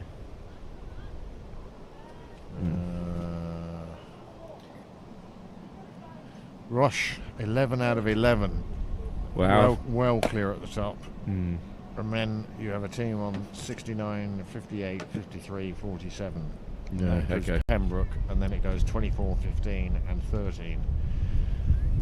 Yeah, Russia going to walk this in so... Well, it's been a great season for them. Very well coached this year. They've put a lot of time, effort and money, I think, into their female side of the game. And it's paying off, certainly. So is it similar to the Open competition that the top 2 go up? I think so. Top 1, top 2? Oh, okay. No relegation, no promotion, but it's all decided by committee. No automated. This one gets past the keeper as well. It looks like it's running down to the boundary. It's going to be down to back shed.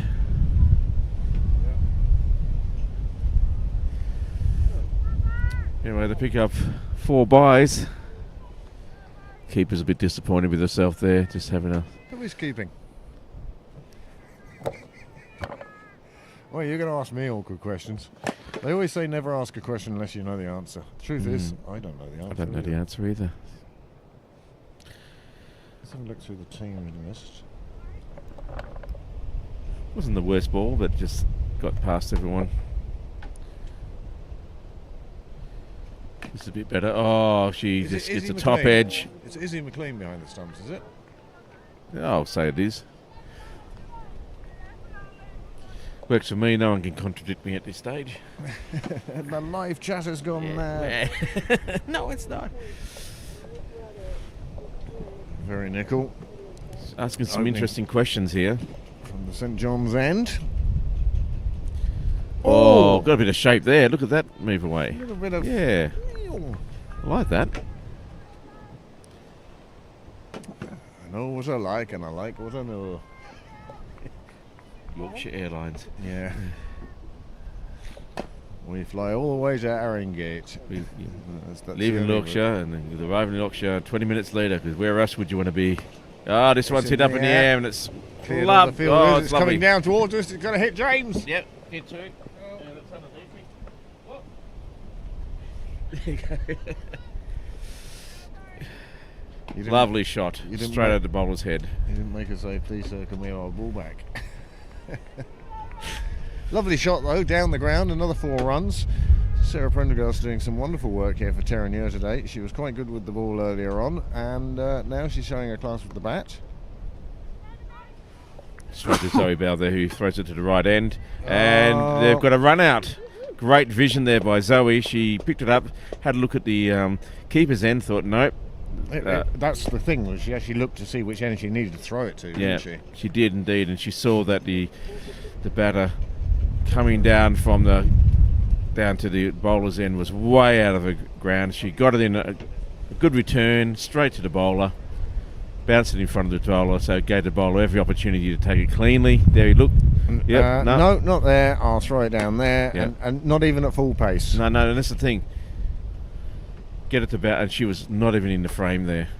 Well out of her ground, and she'd be absolutely gutted. Prendergast is looking good. I think actually Prendergast is the one who's got it. Oh yeah, I thought For her I partner. thought she was the one that got out. No. But anyway, that's a good breakthrough there from Pembroke. Great fielding, great awareness, and the first wicket falls for Terenure. After 2 overs, they're 19 for 1. Cruising along quite nicely there, and this is actually broken that partnership. So O'Shea comes to the crease. Kathy O'Shea. Not sure who the first name is. But she's now on strike.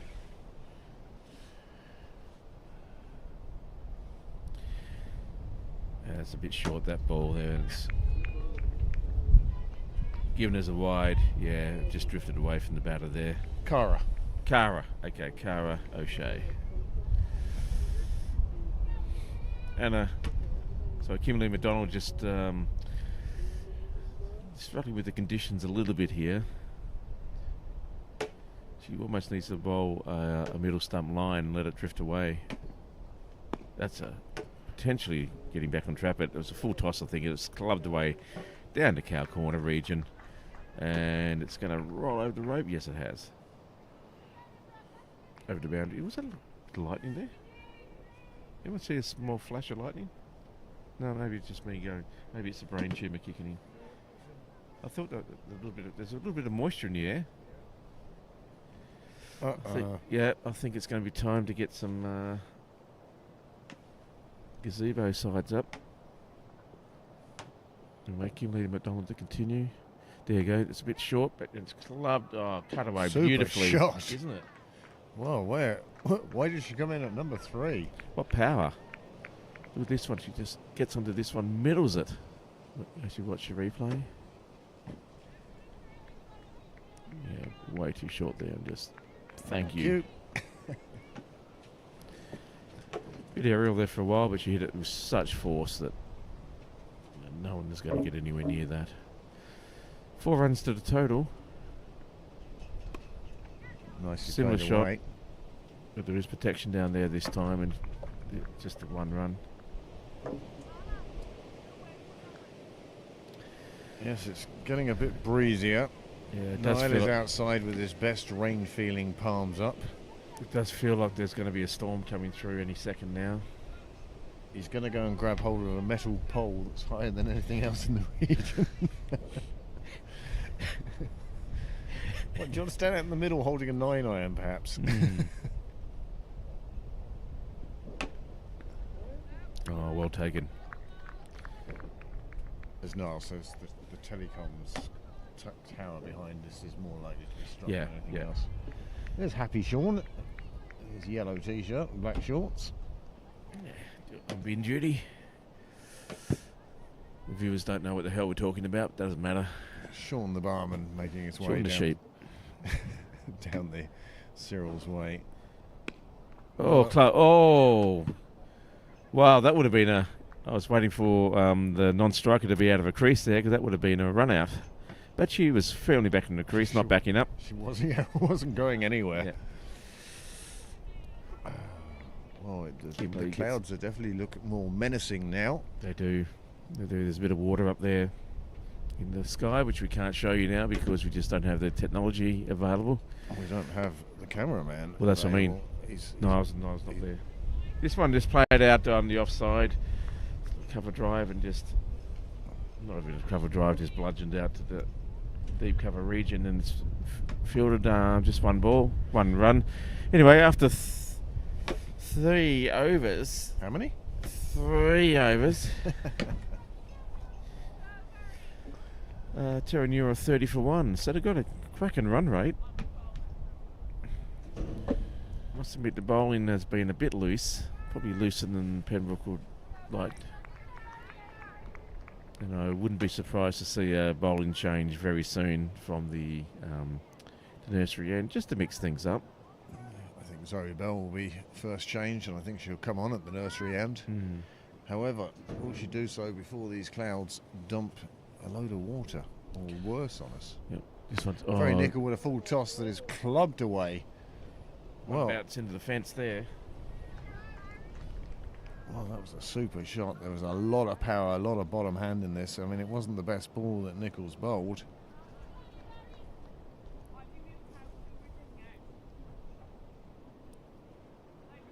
But it was a full swing of the bat, and it hit the middle of the bat, and it disappeared down to Cal. Yeah, fantastic shot, really. Pembroke struggling with their line and length from both opening bowlers. It's obviously an area of improvement. That's a better ball. It's always, I see, it doesn't matter who does it or what level of play they are, whether that cut shot, the risk reward I think is really, really Yeah, why would you do a cut shot? Most people seem to Not out, going down the leg side. go down the leg side and mile away from it. Need to do it No. because of the voice, which I can't do. Yeah, no. But the cut shot, it's very difficult to get away. You seem to think about 90% of those shots are missed, and unlucky not to get an edge through to the keeper. That's a better ball. Went for the big swing there, but completely missed it. She gets in good shape here, Nickel. Well, considering she went for a boundary first ball, she's coming back quite well. 3 dot balls to follow it up.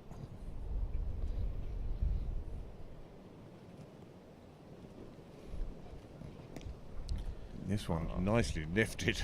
That's a onto 6. That sounded beautiful, didn't it? into Michael Sharp corner. Brona McDowell doing the fielding, the fetching, and that is a super shot. And Sarah Prendergast batting very, very well.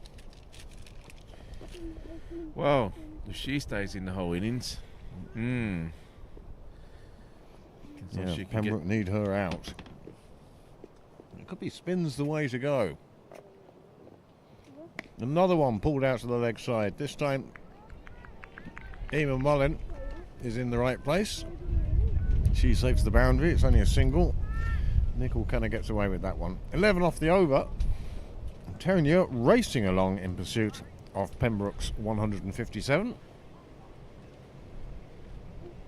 If it's up to me, I'd like to see a change in bowling both ends. Bring Anna Beale back on one end and Zoe Bell on the other. Now, I'd like to see...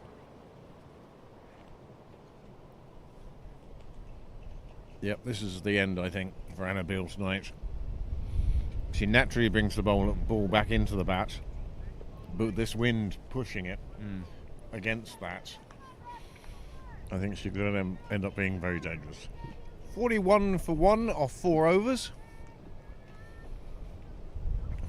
We are a public service broadcaster, so if Shauna wants to know the score, we'll tell her the score. That's a bit better there. Flighted nicely, actually. It looked like it's going to be a full toss and picked up by Zoe Bell. Thrown through at a great rate of knots. Gets past the keeper, or through the keeper, and backed up by Anna Lynn. Just the one run.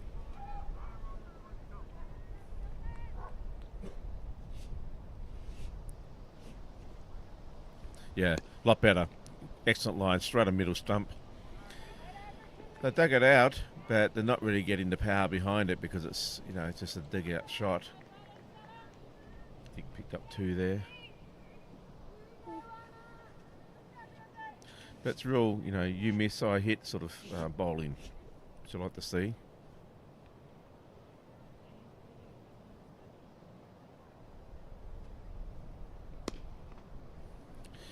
Again, hit clubbed out to the mid-wicket range, and it's picked up there, no run.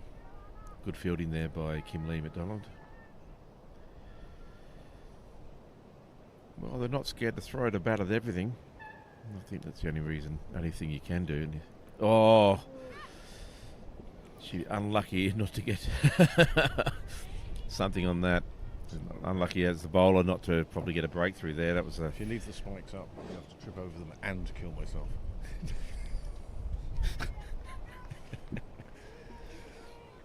Cunning plan. This is good from Beale. Slowing this run rate down a bit. Is it safe to leave your vodka with us? Oh, okay.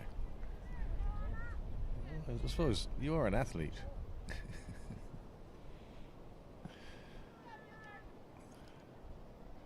Doing a good job for a team, Annabelle. Putting that handbrake on. Oh, and it's a half-hearted appeal, sort of, just weighed the figure in the air, but She knew. anyway. She knew. But just the 4 from that over, that's a very good comeback from Pembroke's point of view. 45 for 1 off 5. They really need to slow this run rate down from Terenure. Well, Create a bit of scoreboard pressure. Got it down from 10 to 9. Yep. So Well on it's the way. moving in the right direction. Very nickel to continue from the St John's end. Well, we're now getting down to sort of the business end. Last 15 overs of tonight's play. Did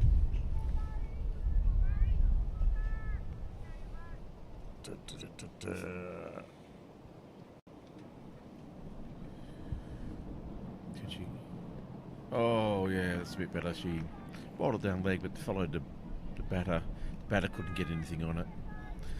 Keeper's struggling to take it cleanly at the moment. But the ball is going everywhere. But anyway, starts off with the dot ball. That's always a good start.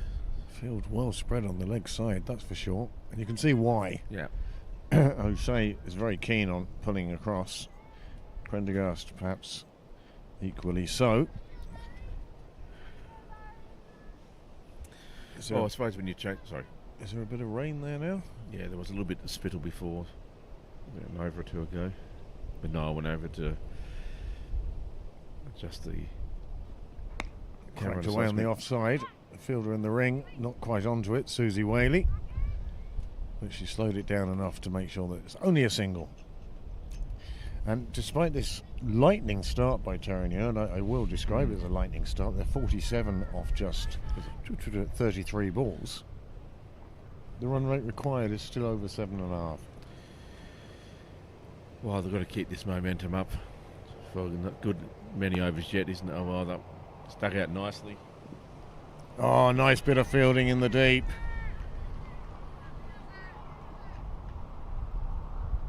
Save two. Anna Beale, it was performing heroics out at Cow Corner, saving 2 runs. Pembroke could do with taking a wicket or two just to get the DL on the. Yeah. There won't be any DL in this league, would there? No, doubt it. Okay, well, forget that one then. Oh, This one hit straight down to me oh, again. it's you again. Straight to the feet again.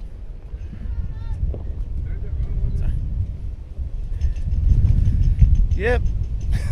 I just look like I'm so cold in that picture. And it's just like, yeah, I'm really enjoying my cricket tonight. Yeah. That was a glorious shot, though. Lovely shot. It's the second one that's been hit down there in that exact same position, straight over Bidon's head, and there you go again. Another one. Oh, this is a good performance for Terenure. I'm liking this. I'm liking the way they're going out there and being aggressive and throwing the bat around, taking advantage of this. This is brilliant. Run rate of 9 per over. Like you say, still got 7.4 run rate required, but they're bringing that down a little bit every time.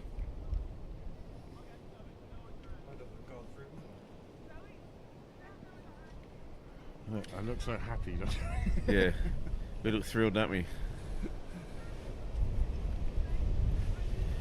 Anywho, Wind still howling across the prairie that is Sydney Parade. Nicole conceding 24th off her 3. Maybe it's time for a change at this end, St John's end as well. Just saying.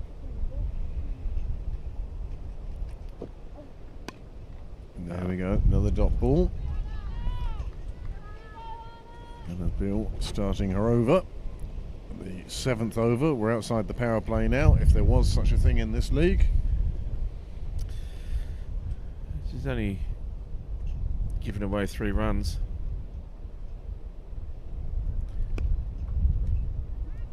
Well, there's your curse again, James. Yeah. It's now 4. Sorry, Anna.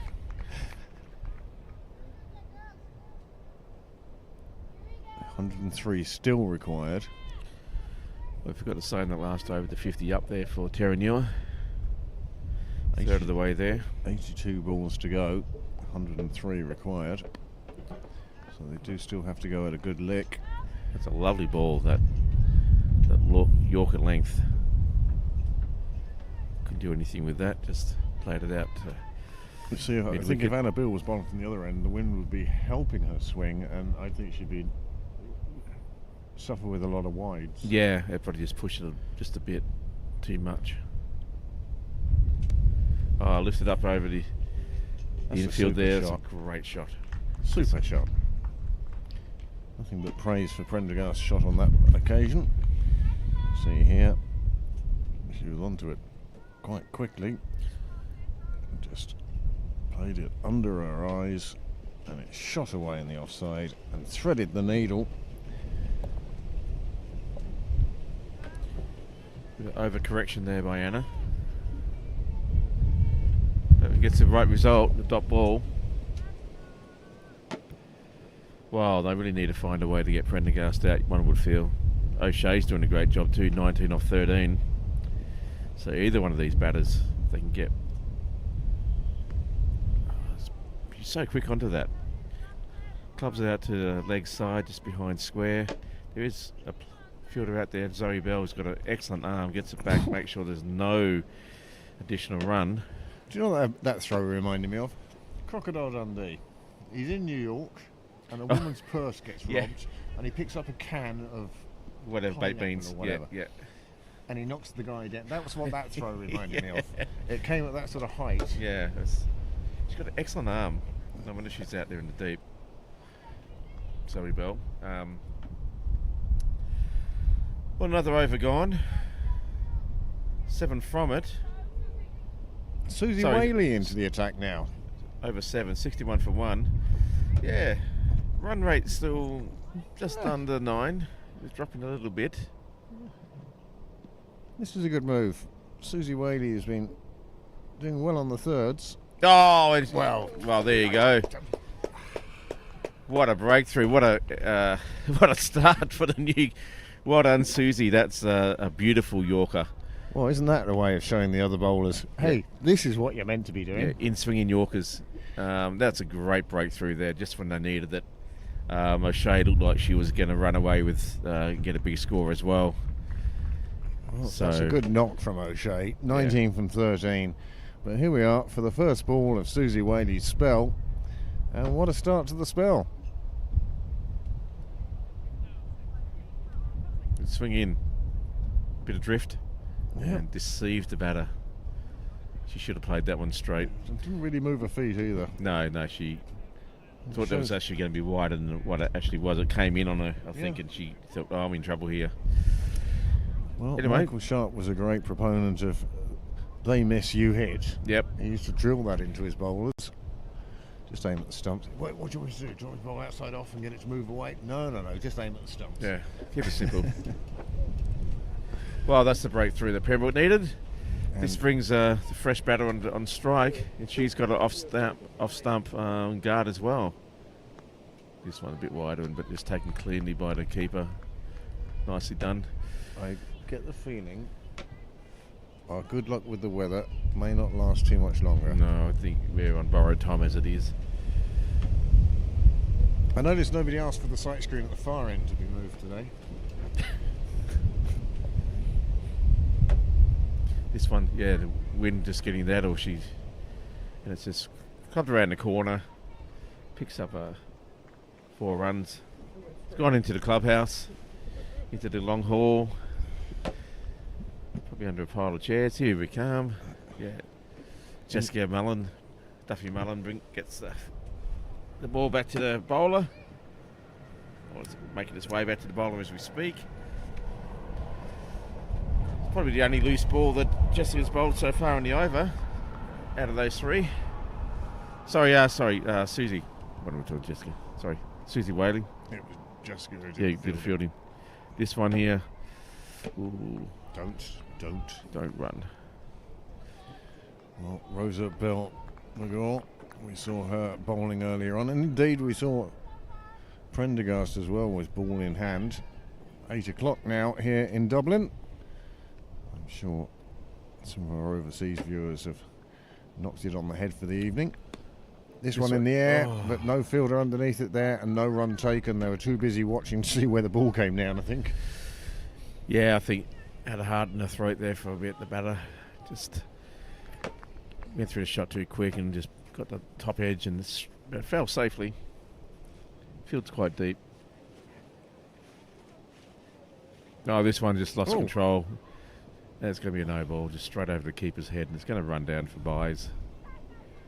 Another 4 byes. It's just lost the control of it there. I'm not sure what happened. Came out of the hand far too early. Yeah. Flew over everybody's head and ran away to the boundary.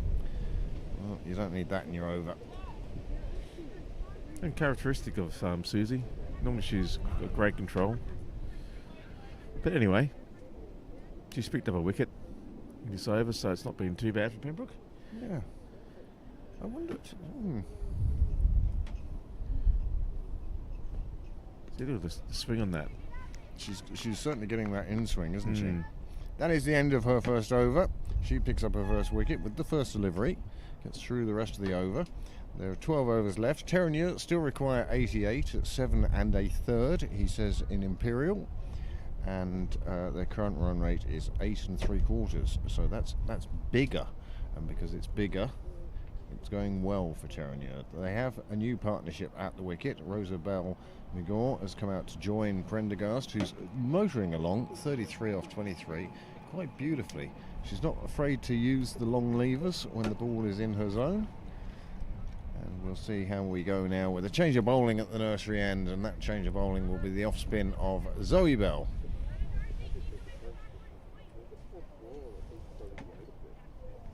It's an interesting move. I would have thought Anna would have stayed on for another over or so, and Zoe would maybe come on this end. Anyway. Well, even if Zoe bowls through to the end, well, she can't because 6. Yeah. 12 overs to go. Zoe will bowl 4 of them anyway, and that leaves another 8, and you've got a couple for Anna, I think. 5 she can. I think I know bowlers can bowl 5, but I think Pembroke are more likely to use 5 bowlers and give them 4 overs each.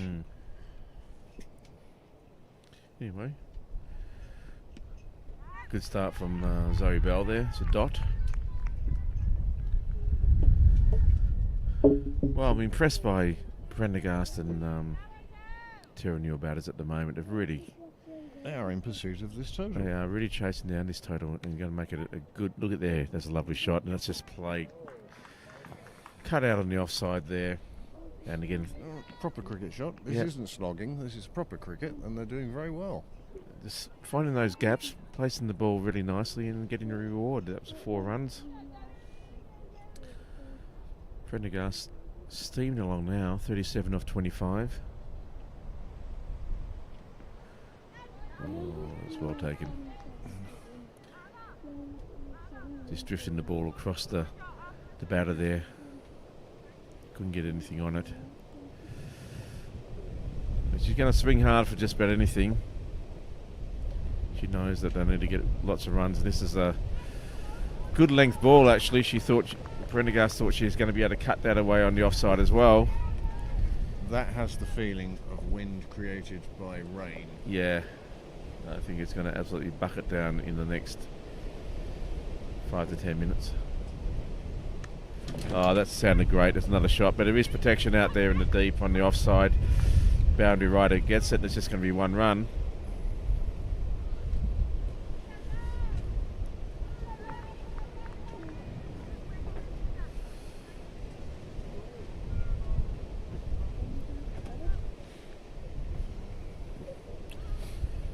Belle McGaw now just to see what she can do.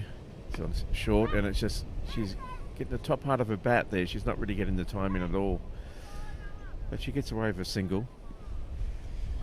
Well, that's what they want. Prendergast to have a partner. Yeah. Now, as it is, Belle McGaw has taken the strike at the end of that over. And there's 9 gone, 76 on the board. They're going along nicely at 8.44. He says slipping. See the way I can slip between metric and imperial. Yeah, it's impressive. It's brilliant, isn't it? But still needs 82 off 66.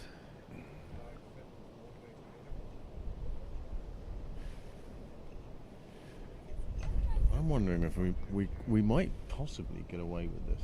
I'm hopeful. But yeah, that's a better.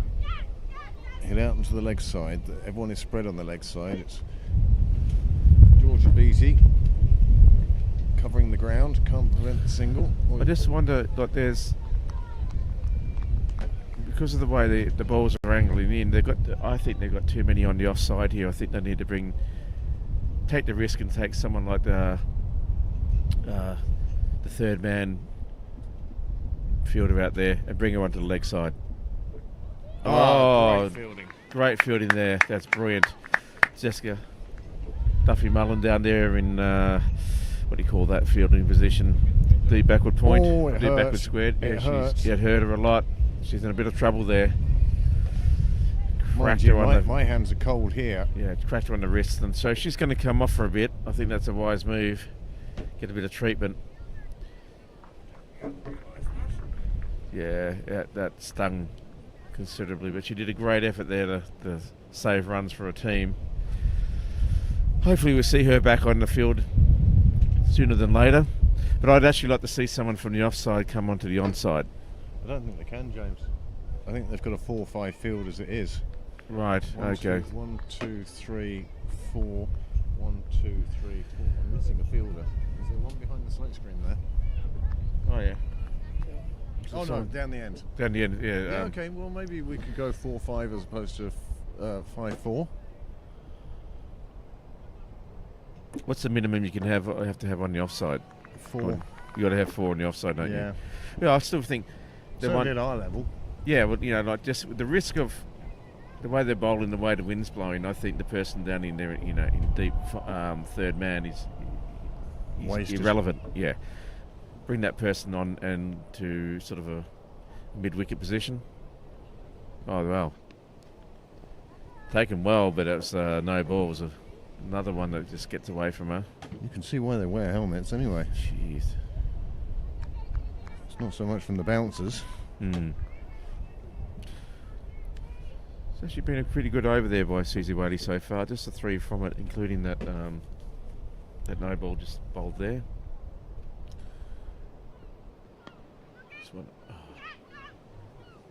Just gets past the bowler there, hits straight back past the bowler, but just going to pick up the 1. Okay, Craig's Bugbears, episode 63. People who call yes, go. Yeah, and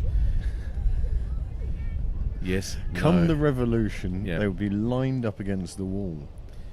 Yes, no, wait. No, it's The only 3, yeah. Yes, no, wait, and sorry. Yeah. Yeah. Oh, just Nearly sneaking through with that one. That's right. Just went through the shot too quickly. Anyway, she got out of that quite well, actually. Just conceded 4 from that over. It's a good over for Pembroke, so, and at the halfway mark, Terenure have reached 80 for 2. You leave that alone. 80 for 2 off 10 overs. Sarah Prendergast. It is Sarah, isn't it? I think that's what you said, yeah. Anyway, that's what we're going to call her today, if not. Oh, no, it's, Siobhan. oh, it is Sarah. That is Sarah, great. Sarah Prendergast has moved on to 39 from just 30 deliveries. She's looking to play the same role that Emma Mullin did for Pembroke, and she's looking to take them home. Rosa Bell McGall looking to provide some support Mm-hmm. and let them put together a partnership here that gets them a little bit closer to that total that they're looking for of 158. And I apologise in advance, Sarah, but I think you deserve your half century. Don't get the commentator's curse. But she does. Niall has batted spent really 5 well. years trying to stop me from calling games too early. He laughs himself silly every time I do it. What's And the I one have that we to did out say- here just recently? We were talking about it on the weekend, but we did one out just recently where Where we called it. we called it, and there was 60 or some Yeah. runs to get in for the last wicket, and they Mhm. got it.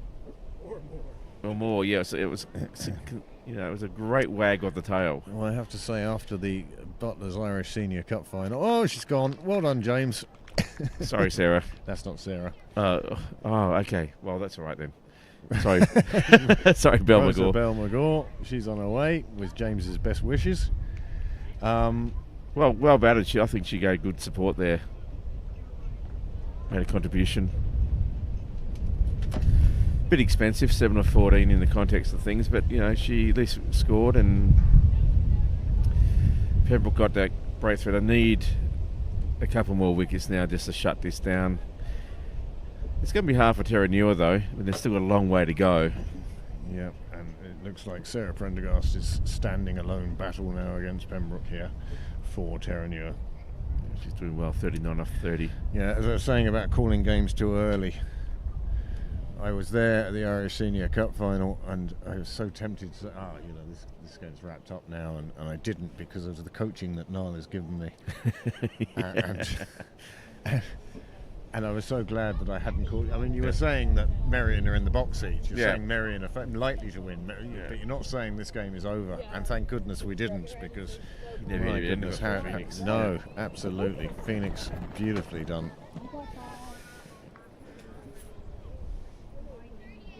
Oh yeah, well, 3 patrols an hour.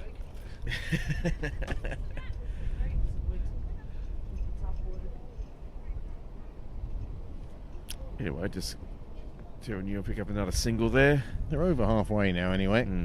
They're on 81, they only need 77. Just waiting for live scoring to catch up with the new batter. But you notice the run rate has crept up again. It has. They had got it down to sort of 7, low 7s.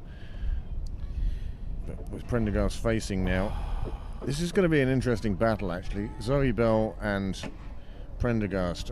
I see this as the battle of the match. If Prendergast can get some runs from Bell and stay in and just see out Zoe's, 2 more overs to go, but still pick up, say, a run a ball. It'd be a good win for her. Oh, this one just... But at the moment, you get the feeling Bell is winning the battle, if not the war. Yeah, it come off the toe of the keeper, or come off the bottom edge or anything? I didn't quite see. It must come off the keeper because it was signalled as a bye. Okay, yeah, that's a bit of a giveaway.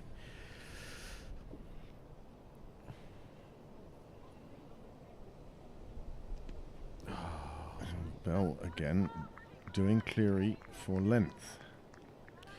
Cleary was the one who did the neat fielding earlier on, bowled quite well. Oh, she was great. And now she's been asked to go out into the middle and provide Sarah Prendergast with the support she needs to reach that half century that James is wishing on her.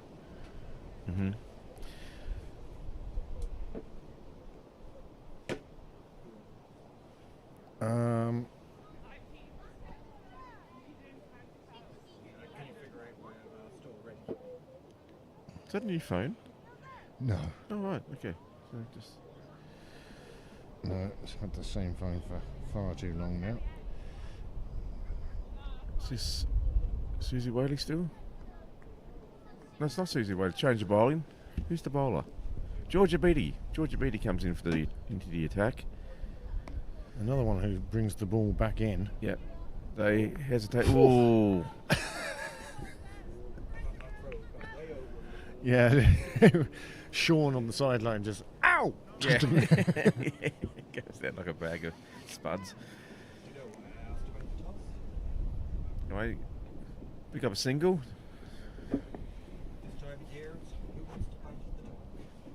Well, that's a better ball. Who wants to field in the dark? And we've now reached a stage where the pink ball is just a shimmering mass to me. Yeah, it's a bit like that sometimes in the middle as well. Yeah. How bright the scoreboard is. It's a good comeback there by Georgia Beattie, just dot ball. How dark it is. We can see how bright the scoreboard is. It burns out your retina looking at it at this stage. It's how dark it is. 84 for 3. 74 required from 8.4. She's getting some shape. See how it sort of comes down and swings a bit as well. Yep. She's got just enough to make it. Oh, that's a bit better. Yeah, that's what I mean. Yeah.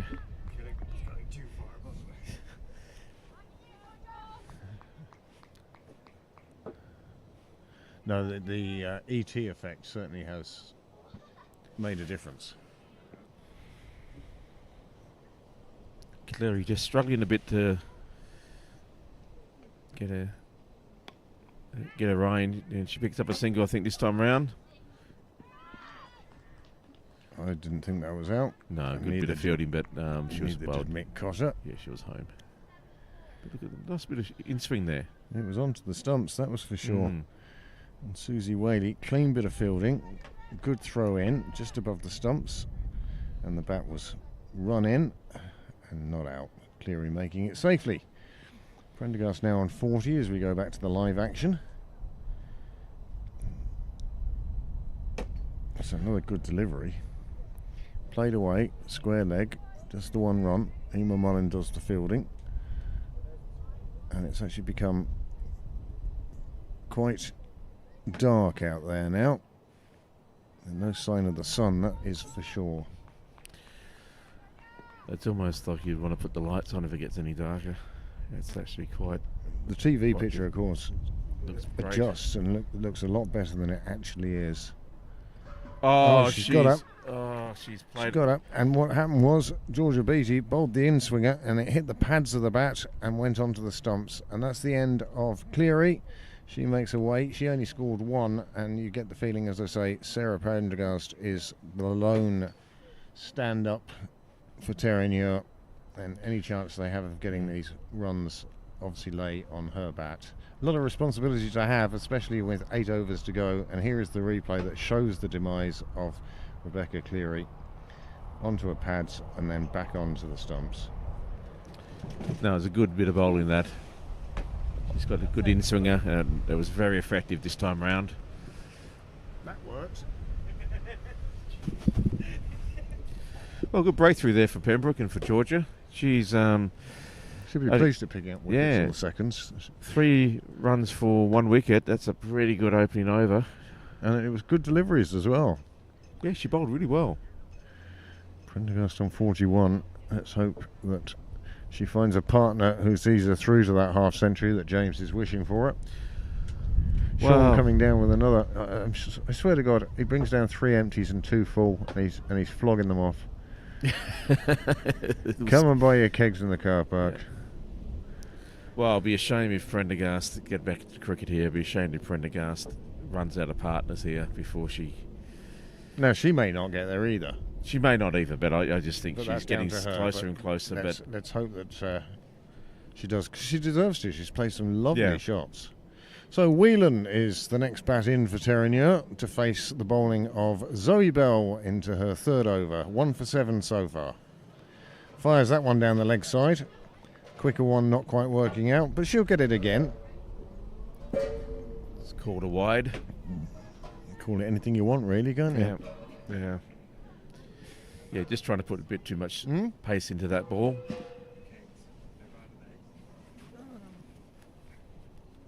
Oh, we do have a You can hear them, but they're not. keg throwing competition in the background. This is well flied. Oh, How did that miss anything? how did that miss? It's going to go and run away for what we haven't seen in quite a while, and that's a boundary. 4 byes. Was it signalled as byes? Yeah, was it? he Oh, that's a signalled shame. So you got through everyone. I thought there may have been an Straight inside through edge. the, no, straight through her legs, the keeper's legs there. Wow. Ladies and gentlemen, I'm going to declare that this could possibly be the last cricket in civilization, because it looks like the end of the world is coming to Yeah, an it end. just looks a bit apocalyptic, doesn't it? Yeah, I'm waiting for 4 horsemen to come riding over. Oh, that's a better take. Was it death, famine, pestilence? And the other one, as they say to the young ones. Yeah.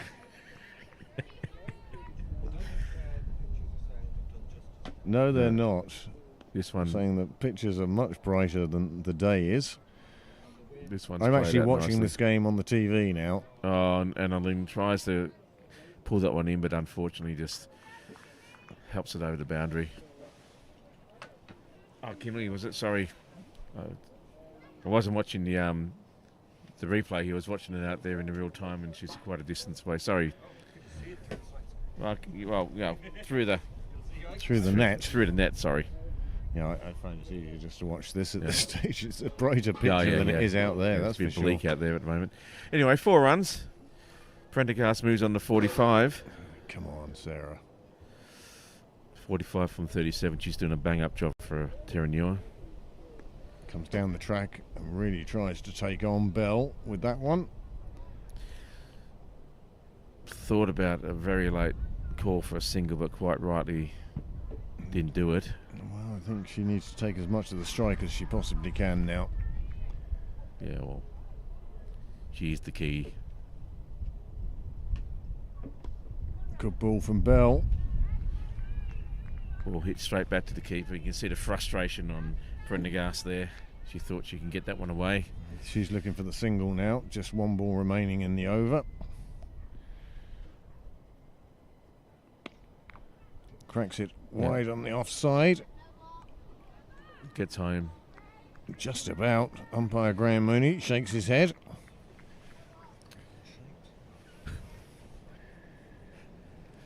Good bit of fielding. You know, she had have stumbled or hesitated, she would have been possibly in a bit of trouble there. Picked up by Susie Whaley. A nice underarm again. Oh, no sliding of the bat, but still managed to get there safely. It's the end of the over.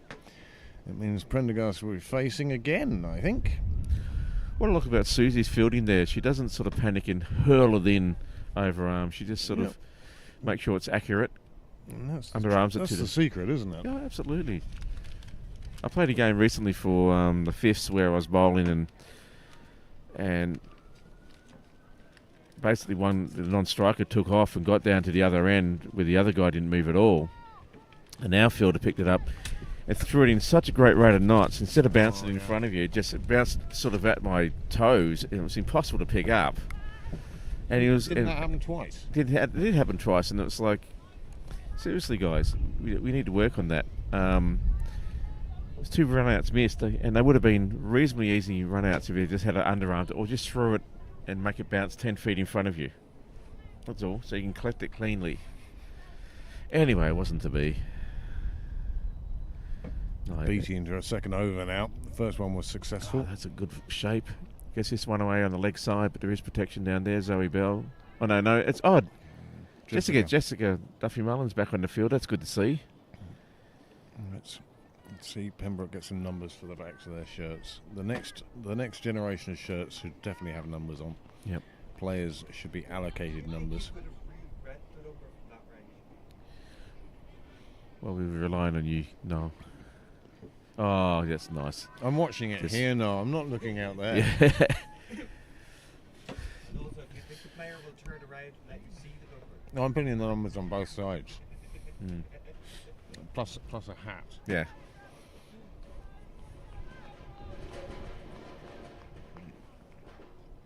Subtle, isn't it? That's a good ball.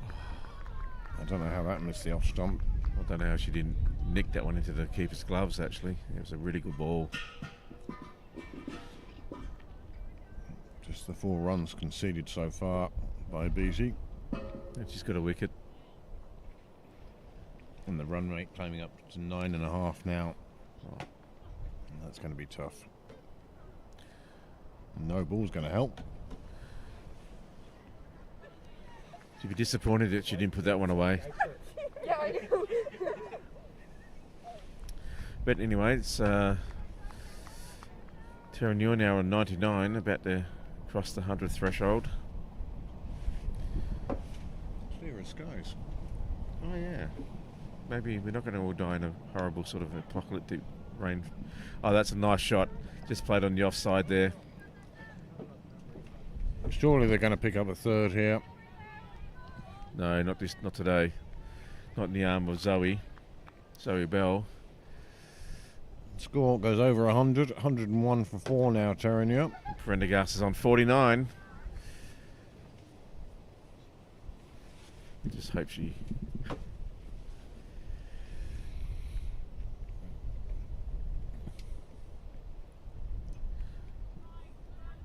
That one drifting down leg and she couldn't get any connection on it. She has to wait a bit longer to get to her half century. She thoroughly deserves, but she's off strike now, so Whelan will be taking up the strike against Zoe Bell, I assume.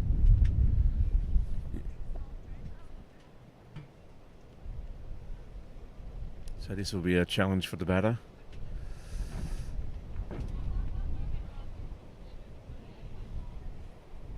Just need to make a little bit of connection here and run like you stole something and get down the other end. Half-hearted appeal there by Zoe. That was drifting down leg or pitched outside the leg. Well, she stood a good bit outside leg, and I don't think she moved at all. No.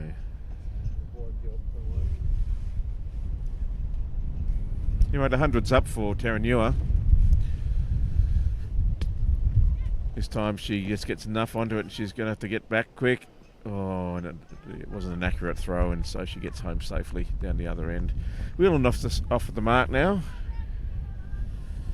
Well, the important thing is it brings Prendergast on to strike. Yes.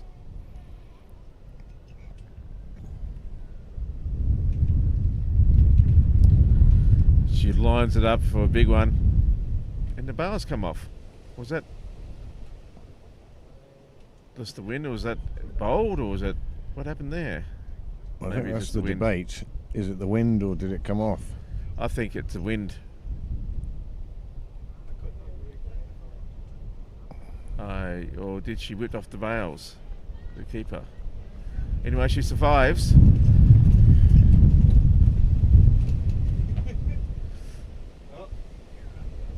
Just worked that single now. I mean, look at the bat's hair. I know, it's like it's The just... bail is blowing 5-6 yards each time. The bowl between gusts of wind here. You can't see the flag, but you can see the players. Yeah, she's going to get it, and she's just played that one down to third man, and she's going to pick up a boundary, and that is a good score. And she picks up her half century. Hold your bat up high. Done a great job for your team. Well, 50 runs for Sarah Prendergast. They've come from just 48 deliveries. And as we said earlier, she really has been the standout performer for Terenure tonight. Well, she's kept them in the hunt, you know. It's going to be a bit of an ask, and she just plays that one nicely again to the similar sort of region.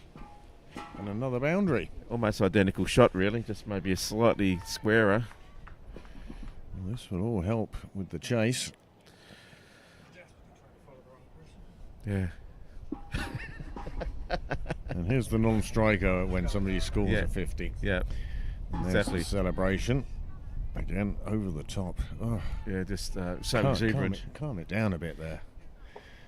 I mean, it's like they score a 50 every day. Maybe we need to have some sort of course that Cricket Leinster can run about, how to celebrate. It's an afternoon course. How to only an hour. appeal, when to appeal, and how to celebrate. Yep. Played away on the offside this time. It goes again to Susie Whaley. Again back in. She's Underarmed. And again, get down to the far end. And that leaves Whelan with 1 ball to face. Another good over for Terenure. 11 have come off it. Onto the score. Was that a man-catting opportunity there? I think it was just you do know you're taking the Michael. Yeah. Oh, kept that well.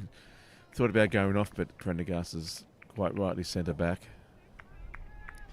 There was no run there. 5 overs to go then. 15 gone. 1-1-2 for 4. They still require 46 from those 5 overs. The required run rate is 9.2. However, they started with it at 7.9, and this is the time you'd expect to see acceleration. So perhaps Terenure well and truly still in this contest, James. Well, I can't write them off. I mean, a couple of quick boundaries, and all of a sudden that equation gets closer and closer. If you can go into 3 overs to go, and you're pretty much not chasing 20 off 18 or something, that is doable. Is this Kimberly McDonald, is it? Oh, no, Anna Lynn. And she's clubbed. Well, see, there's another 4. That brings, down to 29. It's going to be 42 off 29 now. Good shot out to the leg side. Another 4 runs. How they can see the ball out there. Yeah.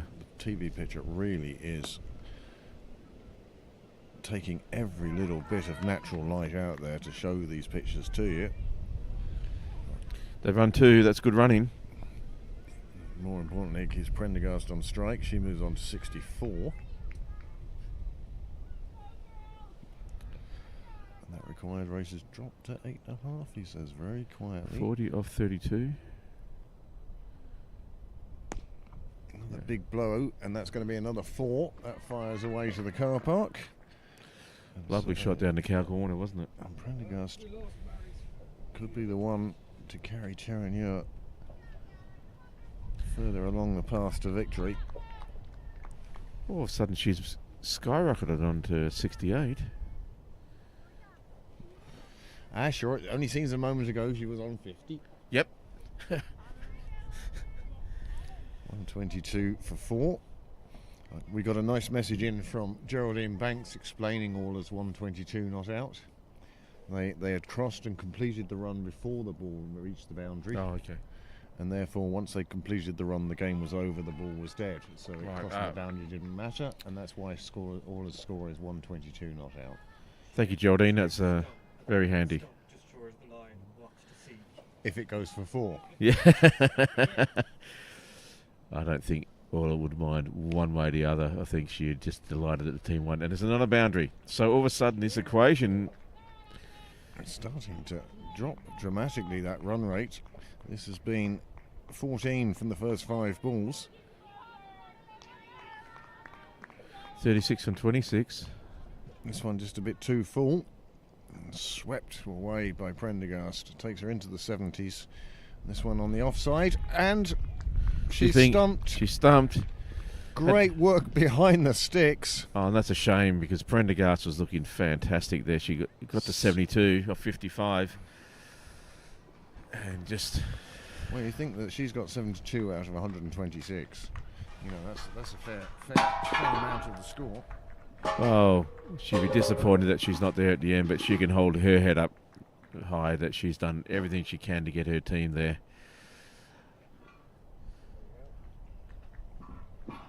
Yeah, just... She scored 57% of her team's total runs. First we get nearly killed Sean. No. Just in time we get back to see. And that's she just- quick work. Yeah, good work behind the stumps there with the gloves. And she's devastated that she just didn't make connection on that. That's all she needed to do. But hey, don't take it away. She got it 72. That's an impressive, like you say, 50% of the team's total. Well, you look, when we started this innings, we said that the run rate required was 7.9. It's only gone to 8. And if you did that normally, you'd think that you've taken your team home. 4 overs to go, 8 and over, that suddenly becomes doable. And a lot of that is down to the batting of Prendergast. Yep. She's managed to bring Terenure as far down the road as she could before, as you say, extremely disappointed that she got out. She'd batted so well for her 70-odd. And now Pembroke, 4 overs to go. Terenure still require 32. And Nicole back in the attack. This time from the nursery end and picks up a dot to start off with. Pretty wide ball there. Almost needs to aim for leg stump, I think, and let it drift across.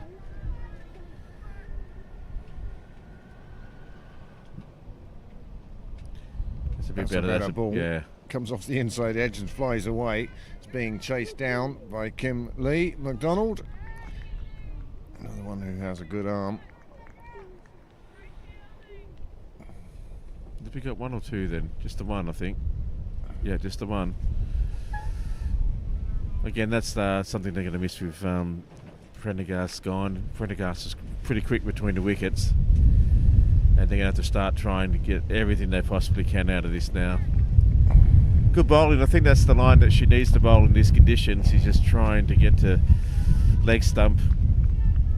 Just cramp the batsman. Don't give them any room to swing. Now you may... And you can assume that there's not going to be a huge amount of foot movement and just try and keep the ball away from the bat. Yeah, there you go. And that's what Very's done there, crashing into the bat. Well, the batter. Yeah. And all of a sudden, the run rate now It's required is starting to leak now. 9.3. I mean, we're into the last 20 deliveries, so any dot ball is going to make that jump considerably. And she's bowled her. There we go. Wicket for Nicol. She picks up her first in her 4th over. And that's now 6 down for Terenure. And as we said, we think they only have 10 bats. So another 3 wickets will see Pembroke home, or not let them score 31 runs, which is more likely. Yeah, I'd say that the swingometer is in favour of Pembroke at the moment. I mean, look, she backed away trying to get some width here because she was not getting any in the previous couple of balls, but she just missed the ball.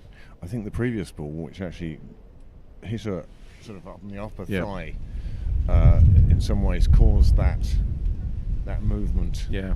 away. You can put it all in the box again. Yeah. Hang on. Just tear it off, eh? That's what I pay you the big bucks, mate. No, I'm a civil servant, James. I eat that. Oh, is that almost gone, is it? Yeah. It's not even a mouthful. But, just take it away so I can get rid of the paper. Okay.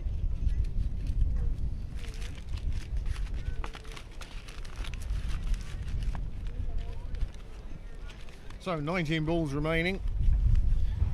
31 runs required. 2 new bats, or relatively new bats at the wicket. And Very Nickel comes in.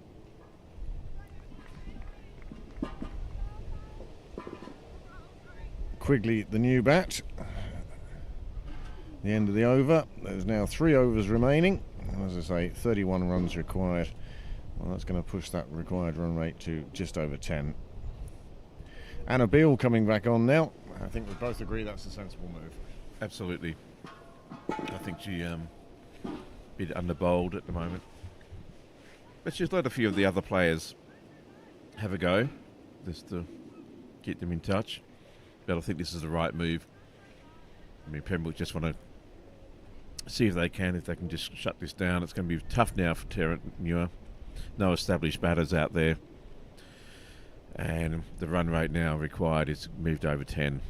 So it's going to be very hard, but it's not over yet until it's over. This one played on the leg side. Maybe there was an opportunity for a run there, but they decided not to run. It looks like they're quite tentative in their calling. Maybe these two haven't batted too often together. But at this stage of the game, you've got to go for everything. But I think there's a lack of experience here. And there's an appeal for... Was it? Caught behind. Caught behind, but no. Mick Cotter saying it came off the pad, in which case can we have LBW? Exactly. He'll take that. Anna Beale looking to finish this out now. Another one through to the keeper, and you can see the run rate just rocketing off now into the distance. Over 2 a ball required now. And it looks like the valiant effort of Sarah Prendergast is not going to be enough to bring Terenure to victory.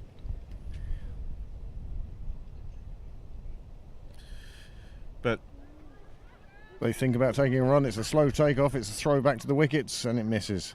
Again, that's a perfect illustration of your point, James. If somebody had picked that up and just read what was happening and underarmed it in, that would have been an easy run out. As it is, Terenure get through for another one, and they're now just 29 behind. It's definitely getting brighter off to the left, and the end of the world is obviously heading off to the UK. yeah. Big swing of the bat, brings no run.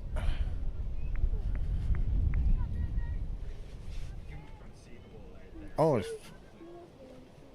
It's so hard.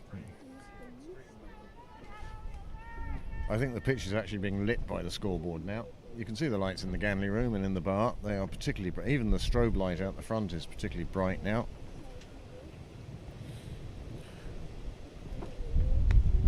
I thought that was the ball that she was going to get a wicket. It was right on middle stump. This one does get a wicket because it's a run out, and that's 7 down as Quigley doesn't make the ground at the far end, trying to get a run. And that's another wicket for Pembroke. 128 for 7 now, Terenure. And with 1 ball remaining in this over, and then just 2 more overs after that. 13 deliveries in which to get 30 runs, and they only have, we think, 2 more wickets. Was that the end of the over? No, 1 to come. Oh, it may have been the end of the over. The wicket hasn't been put up there yet. And a Beale making sure that the ball hit the stumps. Now, it's good work by Susie Whaley, though. Again, like you said, just Sensible. underarmed it. Sensible. Just Yep, perfect play. no need to panic. No need to hurl it in. There we go. 128 for 7 off 18. I mean, the positive that I think Terenure can take is the fact that they've got over a runner ball in this chase. Yep. Because how often do you see a team collapse for 60 or 70 just And we Go might for- talk about Prendergast and how many runs she got and how much she was the mainstay of the innings, but she had to have support. Yep. And she was given that by a couple of players, and that enabled them to get up to this. As you say, they're scoring now at 7.11, which any other day you'd be saying, yeah, great. And it's only the runs that Pembroke scored at the end of the innings, really, that have pulled them ahead, Yes. shall we say. Well, they got off. That's how dark it is. Look how lit up they are by the scoreboard. Jake's going to get sunburned there. Nicol then to bowl the last over. It's a dot Half-hearted ball. appeal. Well led before. Oh, sorry, the penultimate over. Yep. 2 overs to go, of course. And this is where we see how high can the run rate get. That's the Yeah.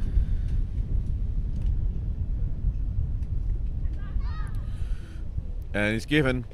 Well, that's LBW right in front of middle. Yeah. I think the first one may have got a little inside edge, but the second one didn't, and she was right in front of her stumps, and that is the 8th wicket to go down as Lynch departs without scoring.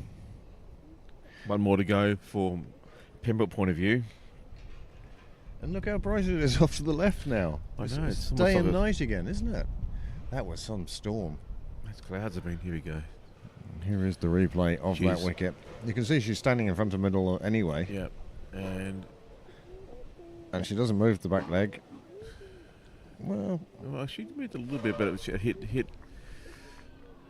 Well, it was in front when she hit the front leg anyway. She's not happy about it, but it is what it is. on your way. 1 to go. A Singh comes to the wicket to join A Whelan. Nicol's now 25 for 2 off her 4.2. Lots of 2s in there. But it's still pretty close to midnight out there in the middle. Definitely getting brighter though. If you spin the pitch around, it'd be great. Oh, she was very lucky not to give that, and Graham's not going to give that one away. She didn't move her feet at all there, and I thought she would actually almost got through with the ball crashing onto the stumps, but it wasn't to be for Nicol, and Singh survives.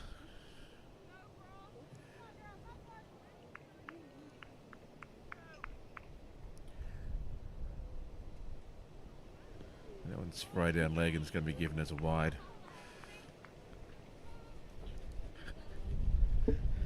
Brings up to 129.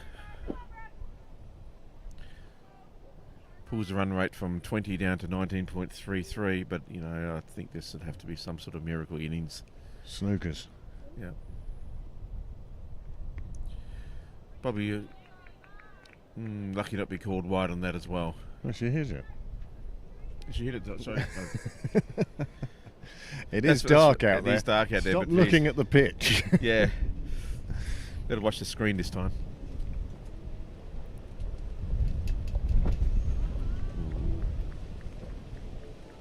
One feels that an in-swinging Yorker is the ball here that's required. You can see the dust being blown off the pitch. It is a windy, gusty day today, as no doubt you've seen around your own houses in Dublin. Those of you further afield, well, we hope you've had better weather than we have this evening. And there we go, that's 19 overs gone, 129 for 8. The final pair we feel are at the wicket, and well, they need 29 from the last over. So as much as Niall doesn't like me calling games early, I think it's pretty safe to say. And but again, that's another positive that Terenure can take away, that they've made it to the last over. Yeah, They've batted out their overs. I think Coach Mick Cotter will be pleased with this performance tonight, and he'll go back and review it, and he'll see that there is certainly, yes, there are areas to work on, but there's also, it's a very young team Terenure have. It's great to see them out here. Kimberly MacDonald to finish off the game, and she gives a wide with the first delivery. There you go, just 28.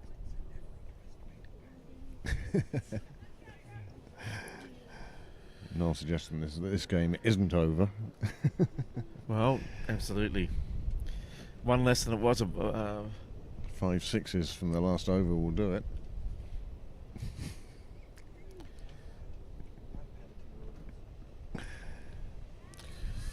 As a dab at that one, unfortunately, no foot movement, doesn't get to the ball at all, and it goes through to the keeper. But 130 on the board. Mick Cotter looks a bit cold. First time this season. He's been in the shorts and t-shirt all season, and this is the first time I've seen him sort of show the effects. I think he must just be numb at this stage. That one drifting down leg. Another Just dot past the ball there. batter. Wouldn't get away with that on the first team, but gets away with it here in Division 2. Kimberly McDonald will be particularly keen. She really suffered at the hands of Prendergast. Yeah, Prendergast liked her pace and took her on. Can she pick up a wicket for her team? Another one drifting down the leg side, and it gets past the keeper, and there's nobody over there, is there? Yes, they get to the ball before the boundary. Just up. And they're signalled as byes. And there'll be 2 of them. And is she out? She's actually been run out, so that's the end of the game. Well, She was a bit short. It all looked a bit confusing out there. Like the players didn't look like they were celebrating at all. So I thought she was run out, but here we go. Good work Here's by the Jessica. replay. Jessica gets the ball all the way back in, just jogging in, and then she's miles out. didn't put her bat down. It was given out, and that is the game. The teams leave the pitch. Dale comes on, and that's the first time I've seen Dale wearing a coat for a long time. He's usually just a t-shirt man. Didn't think he owned one. So there you go. Pembroke have won, and they've won by 27 runs. And that's the end of this Division 2 clash. Tomorrow night, who do we have, Niall? Do you know? I think it's the same again, isn't it? Is it the women's Or is it seconds women's- again? Is it women's first? No, women's It's not the seconds, I think. first. I think it's the seconds again. Tuesday. Women's seconds versus Clontarf. So we'll see you again tomorrow for another episode of Pembroke Women's Seconds. After Hopefully that- you won't be on your own. I'll try and get down there for that one, but it's a see bit how tricky you at the moment. Yeah, absolutely. New job and everything. Glad to hear it's going well. Thursday sees the women's firsts on their lap of honour. They're playing Merion at Pembroke on Thursday. And then next Saturday it's the men's firsts. And Sunday it's the men's firsts. If you see that where the scorer is there underneath the strobe light, I reckon they could, wouldn't be it'd be forgiven if they just smashed that light, because you'd have an epileptic fit by now. It's electric picnic all over, James. Yep. Right, well, here is the cards of the game. This is Pembroke's innings, and you can see it's well bolstered by Emma Mullins, 83. Came off 66 deliveries, and it really was the backbone of that innings. Got good support from Izzy McLean up top, and then Zoe Bell with 23 off 31. Well, after the 20 overs, 32 extras helped propel the Pembroke score to 157 for 2. Prendergast just getting the wicket there for Terenure, and as we see here, good bowling performance there from Prendergast. She picks up the only wicket, 31 off 5, 6.2. But Twyford Mulligan there, only concedes 11 from her 5, 2.2. That's outstanding bowling, but she just couldn't make a breakthrough. And some of the others were a bit Well, you can too see expensive. the partnership of 45 and a Yep. partnership of 54. And here we a go. Partnership of 20 odd. Sarah Prendergast really led from the front. It was a 72. shame Charlotte Johnson was run out, because Yeah, I it felt was. she also had the potential to do the same as Cara O'Shea. Score about 20 runs, provide a partnership with Prendergast, and perhaps that would have taken them a bit closer. But she was run out. Cara O'Shea did well, a few big blows before Susie Whaley picked her up, and then after that, well, you can see Sort the of fell last... away. The last, well, one, Well, two, Belle McGraw three, gave a four, bit of support there five, for Prendergast, but she just 6. yeah. The last 6 wickets, out of only 9 wickets, of course. The last 6 wickets, well, they fell for just 10 runs off the bat. 29 extras, though, that'll be more than Pembroke would have wanted, but that's the way it goes. And there is the bowling. Just the 7 bowlers used, James. Yeah, just a 7, but Yeah, under tough conditions for both teams there. But outstanding bowling there from Anna Bill. Only gave away 10 off her 3. Susie Whaley there, 9 for 1 wicket off her 2. Zoe Bell again, great performance. Nicole did very well, 2 for 26, and Georgia Beattie outstanding there, 7 for 1 off her 2. Unfortunately, Annalyn had to buy a wicket, but she still got a wicket. The wicket. It was the wicket. It was the wicket that changed the game, really. So she's the one who got Prendergast out, Yep. and that was the one that did the damage. that changed the complexion completely. So well done. And the over by over the Manhattan, where you can see that Pembroke had ups and downs all over the place, but finished strongly. Whereas Terenure, they just sort of toed away in the middle and tried to come back from that later. The worm chart for Pembroke. Well, the first one was quite impressive, Yeah. but you could still see the big jumps in Pembroke's as certain overs went for a lot of runs and they powered away. But look, Terenure were ahead for a lot of that innings. so we've 15 overs essentially. 17. Yeah, 17 17 overs, Yep. and they were ahead, but eventually ran out of batting. And there is the match summary. Pembroke women's seconds win by 26 runs, and they'll be pleased with that, and that will move them up a bit in the league, maybe to 4th. Terenure will be stuck at the bottom.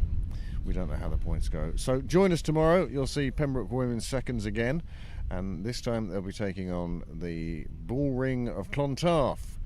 And we'll see you tomorrow. It's a 6 o'clock start. Let's see if we can all get out of work on time and all that sort of malarkey. And we might see you here tomorrow on Pembroke Cricket Live.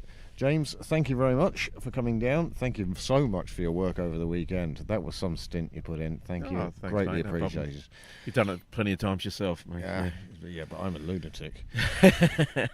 And don't forget, no matter how much we pat each other on the backs, Niall is here every single game. Every single game. Yep.